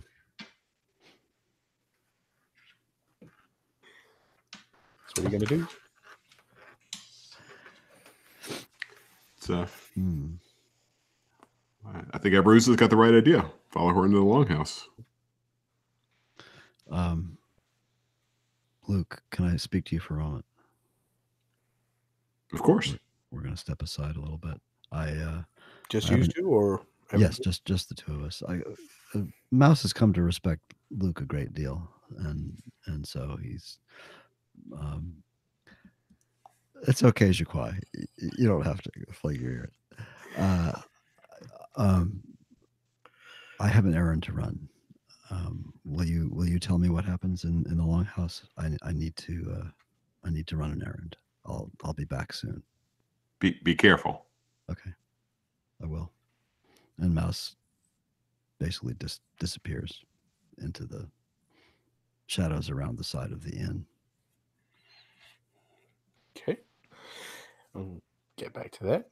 So, Botty and Jaquai and Luke, Lenny and George are not 100% sure what's going on, so they're just following you guys. Now, sort of like, they're looking off to see Arusa head off towards the longhouse, and they're sort of like kind of looking at you as like, what do we do? Come with us. And I sort of put my arm around Lenny's shoulder and come on, it'll be okay. And we march off toward the longhouse. Yeah, Lenny seems very nervous, by the way, as he actually going past those two. Lenny seems very, very nervous. See, you feel a little shake from him as he's walking past them. Okay. George doesn't seem to pay them any mind. With your insight, yeah, you definitely notice that. Probably you too as well, Jaquai. So you guys head inside the longhouse, and you see the Jarl, the house Carl, and you see Nenya standing there, all in a very heated discussion. And literally the the house Carl is going, no, we can't allow this. We can't allow this. And the Jarl goes, what do you expect me to do? And he goes, there's nothing we can do. They paid 10,000 gold for that. Just, she can do pretty much whatever she wants. And he's sort of like, rubbing his forehead, and sort of like Nenya's sort of like, she looks panicked as well. It's like, there is nothing. I mean, if the Empire, if Queen Elizabeth is not going to do anything, then there's nothing that we can do to, not unless we openly go to war with her. You want to openly go to war with the Queen Bee? No, not right now, not like this. And then they hear you all come in. They sort of like quickly look over and thank God you're back. We actually worried that you might not make you back, whether you may have run into that. How are you doing, my friends? Welcome back. Thank you. And then sort of like Nenya sort of like, when she sees Rusa walking up, she goes, hello? She goes, yes, I believe, I don't know if you do recognize me. I'm Rusa Serethi. And I have heard the name. Yes, I am. Partly my fault for passing on knowledge, but it appears your skooma dealer was almost tried to destroy and kill all life in Falkreath. If it weren't for your and my friends here that came to my rescue and aided me in coming up with a cure, all animal life in this area, and probably some human life as well, would probably very slowly be dying. I've heard from them that you've already experienced some of the effects on one or two citizens that you had here. But thanks to our friends and myself, in no small part, the effect has been thwarted. You'll be very thankful to know. Nenya looks to you guys. Oh, really? Luke, really? Is that what happened? What happened? Yes, we uncovered an alchemist who was preparing a toxin. It ultimately was dumped into the river but we were able to defeat the alchemist, and with the help of Lady Avrusa and with the cooperation of a Spriggan in a nearby grove, we were able to create an antidote. And I'll reach into my pouch and show her one of the little antidote vials.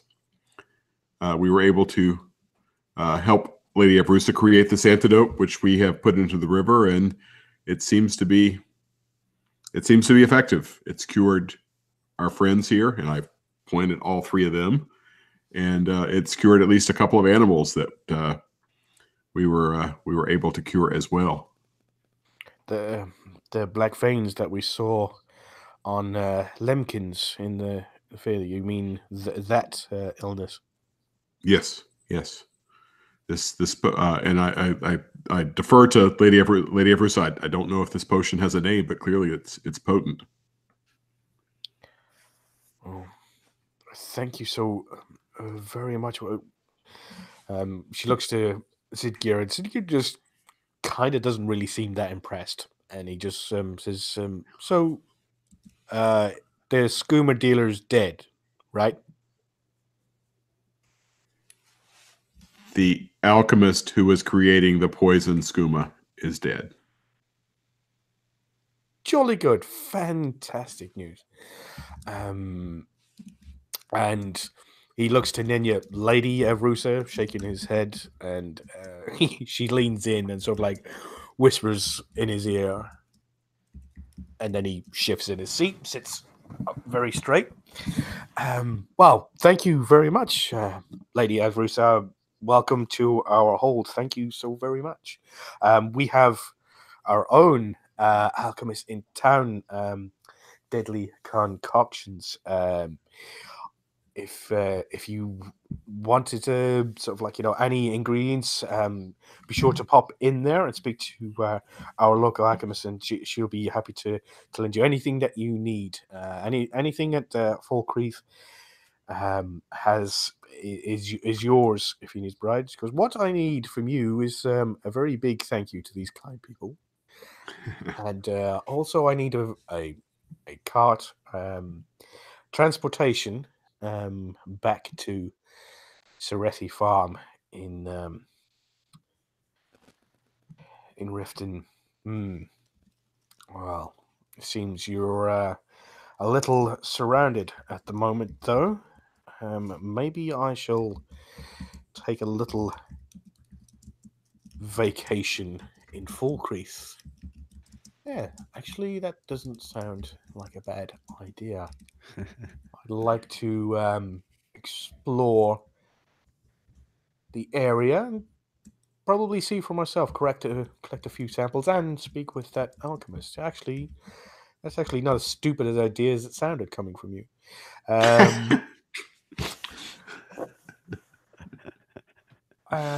Yes, no, I'll do it. And George sort of like pops up, and she says, "With what we talked about, would you don't mind?" She goes, "No, if you want, you can stay with us, and wherever I'm being put up." And she looks looks at Sid Gear, and he goes, "Yes, the rooms at the inn.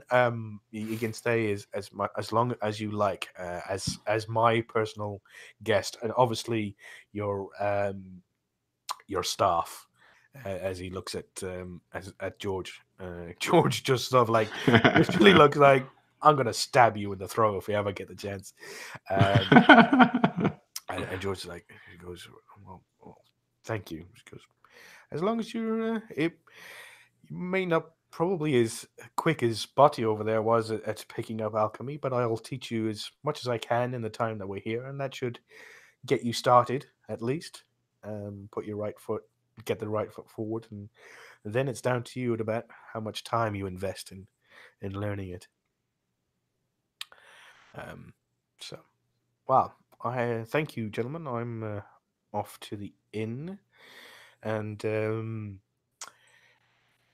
remember, Jarl Sidger, and she sort of like kind of lends a hand. She goes, "I've got very,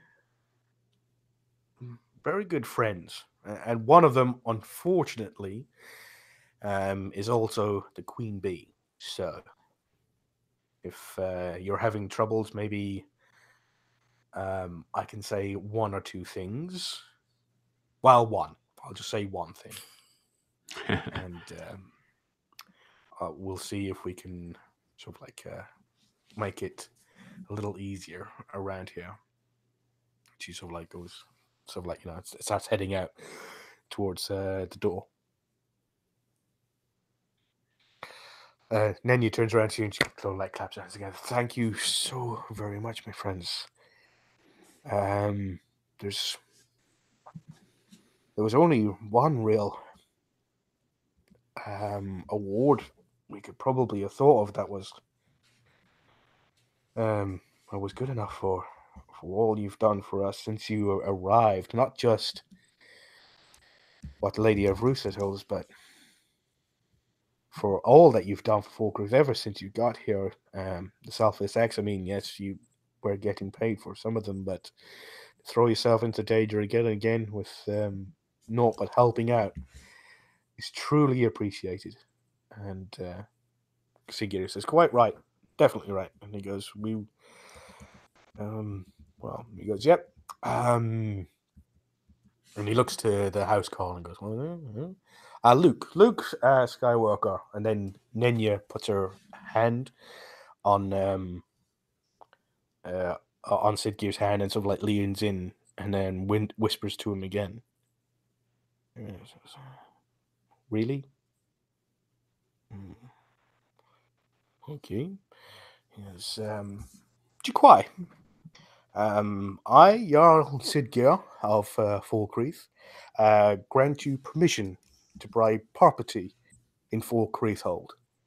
If ever you wish to purchase property in our fine lands, please speak to my steward. In reward for your service, we also would like to award you 400 gold pieces. Thank you so very much for your service. If you are interested in purchasing property, as I said, speak to Ninyi. But today has been a really awful day. Thank you.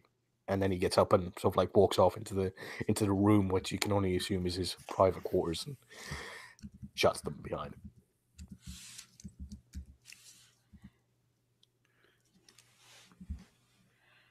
Oh. Why do I suddenly feel like the token Khajiit? Nenya sort of like laughs and she goes, oh no. She goes, no offense. And she goes, unfortunately, we there was one property up for sale, but I'm afraid somebody well, you've already met them, on behalf of Jarl Blackbriar, they have purchased Pine Watch. They were a bandit group that we thought we were rid of. They seem to operate around that road area, and even had sort of like I can't remember the term for it. This thing that overlooked the road with traps, and sort of like, you know, attacking caravans as they're on their way down towards Falkreath. But we thought they were with them. We haven't seen them in months, and we know why. Looks like they've been enrolled. I don't think is the word, but they've definitely been taken into the service of Lady Blackbriar, which doesn't bode well for us. But maybe if we can strike a deal with her, they won't harass our caravans coming in. Unfortunately, there is no other place that seems to be appeal apart from, well, there is one place we have been looking to sell for some time, but nobody seems, well, either, well, for lack of a better term, rich enough. There is one person rich enough, but they flatly refused. If you're interested, The town of Helgen is up for sale. At a tier cost of 50,000 gold. But be aware that this cost is not just to purchase this land itself. That cost would help us pay for workers, for people to come, miners, builders, tradesmen, craftsmen to come in and rebuild the outpost. So then we can kind of negate Lady Blackbriar's purchase, hopefully. And I know it's quite an expense, but maybe you can make the acquaintance of some merchants, some investors who are probably looking to gain land and trade routes throughout Skyrim. Well, I'll certainly take it under consideration. It definitely is a good outpost for the trade routes.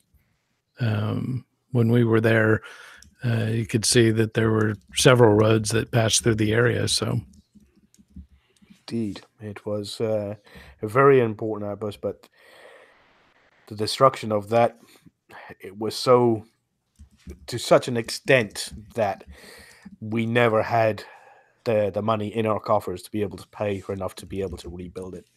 That is why the cost is so high, and that's what the money would be to pay. Would provide. It would provide funds to be able to help rebuild. So you would have ownership of the area, and we would supply people to repair it and rebuild it. So if you could find interested parties, doesn't all have to be the same one, who will be willing to supply funds to rebuild the area, I think we could be a great help to each other. well, I still plan on talking to Rasad on your behalf. So I'll talk to him. The Khajiits aren't particularly, looking to own property in other parts of Skyrim, but I'll see what they're interested in, and perhaps I could set up a monastery there as well. It would be your property. You can set up whatever you wish there, and I know that such a place would benefit Rasad greatly, and she has a smile on her face, and it has been good tangling with him so far.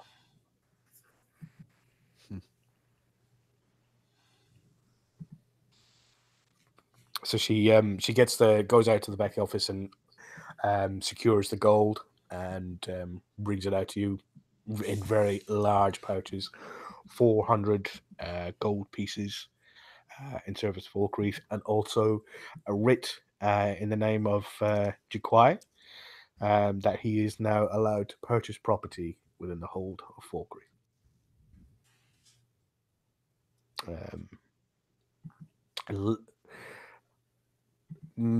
Luke is there, but obviously George and Lenny are sort of like, definitely Lenny is sort of like, has his eye on the goal.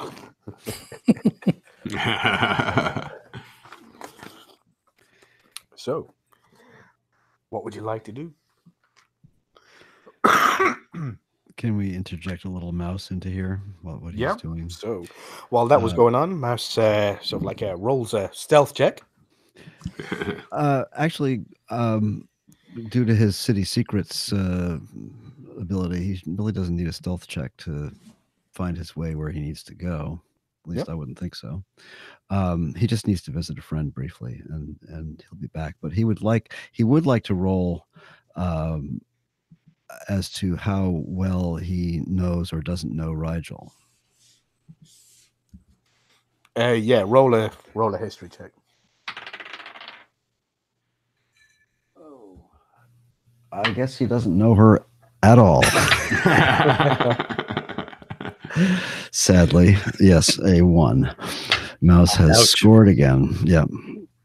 All right. So, because he's come back from visiting his friend, and he walks up brazenly to Rigel, and then she looks down at him and essentially just grabs his face and shoves him away.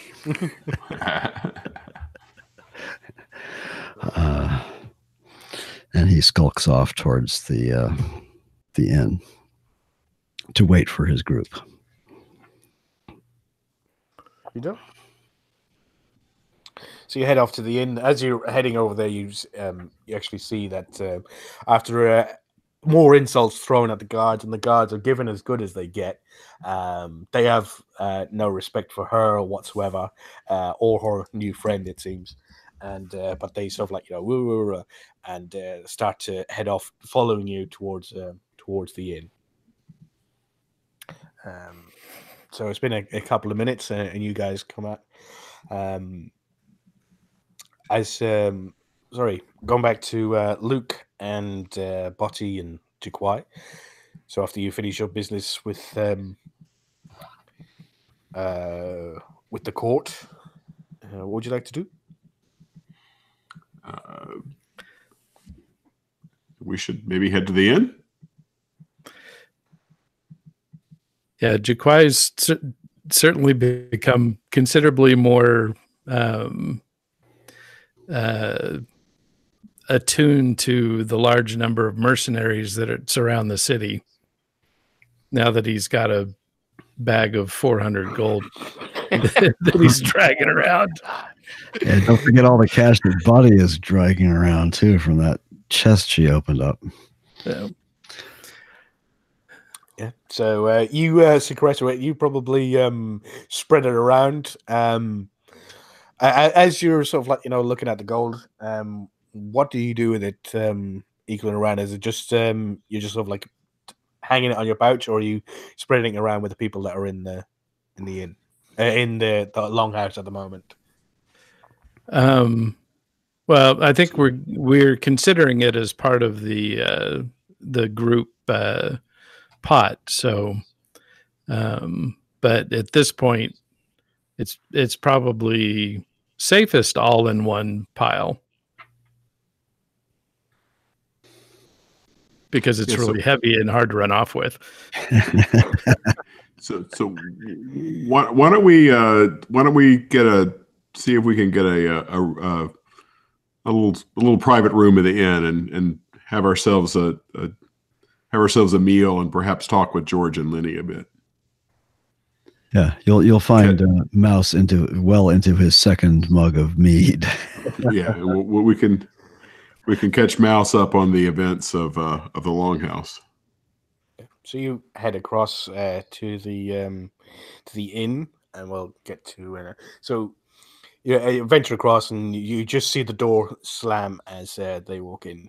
And as you walk in, Mouse, you see this large Nord, sort of like standing in the center of the room, and he's got a couple of pelts for armor, sort of like all cut up, and got a longbow, sort of like hitched to his back, and he's standing next to a table, and just down at the side of it is just this big, massive, like burlap sack.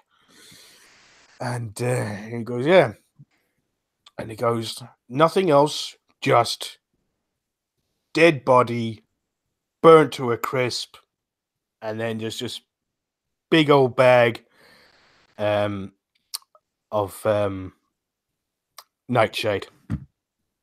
Weirdest fucking thing. Nobody around.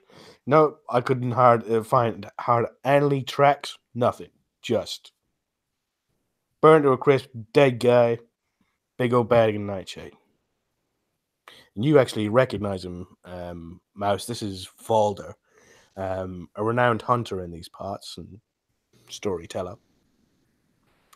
The two ladies follow you in, and one of them yells, the bigger of the two yells mead, and the other one yells ale, and just sit down. And you see, I can't remember her name. You see the wench head over with the two drinks and stuff, like drop and stuff, like, as she goes to drop them, then she sort of like, pulls them back. Gold up front. As she goes, she knows who she is. She goes, my bounty's been paid, and she goes, and I'm now currently the owner of. I don't care, money up front. Gives that. So then you walk in behind them, and you're all coming in. You see the two ladies, sort of like back in the back left-hand corner, and Mouse is off to the right, up near where the last table that's closest to the bar. As you all walk in, and then there's this big Nord fella there talking, and he seems to be talking to so a very sort of like, well-dressed older guy. You've never seen him before, Mouse. He's well-dressed at the end of the bar, and he's sort of like listening to Volder's story with a smile on his face. Probably late 60s, early 70s maybe guy. Sort of like goatee beard, sort of like very mostly grey, but you could see it used to be blonde hair. Sort of like, and he's sort of like, got a big smile on his face. He's laughing as the rest of your party walk in. And as you walk in, Botty, do you want to roll a history check for me, please? Absolutely. 3. Oh, no good. Yeah. So you walk in and you know nothing. Yeah, you see the big Nord there, and you stuff like, you sort of like listen to that, and you see this old guy at the end of the bar. Nothing. He's sort of like walk in, and he goes, "That's a good story. Got any more, young hunter guy?" And he goes, "Well, I'm always out to hear more stories." What you got? And he goes, "Yeah, sorry, what was your name again?" Talsgar. Talsgar the warrior. The wanderer. Nice to meet you. And Butty, you recognize this name instantly. This is the guy who led you off on the path when he first ventured into Valenwood, and you were in that bar many years ago, listening to stories of the Dragonborn told to you by this Nord traveler all the way from Skyrim, telling all he could about his old friend and compatriot at the Bard's College in Solitude.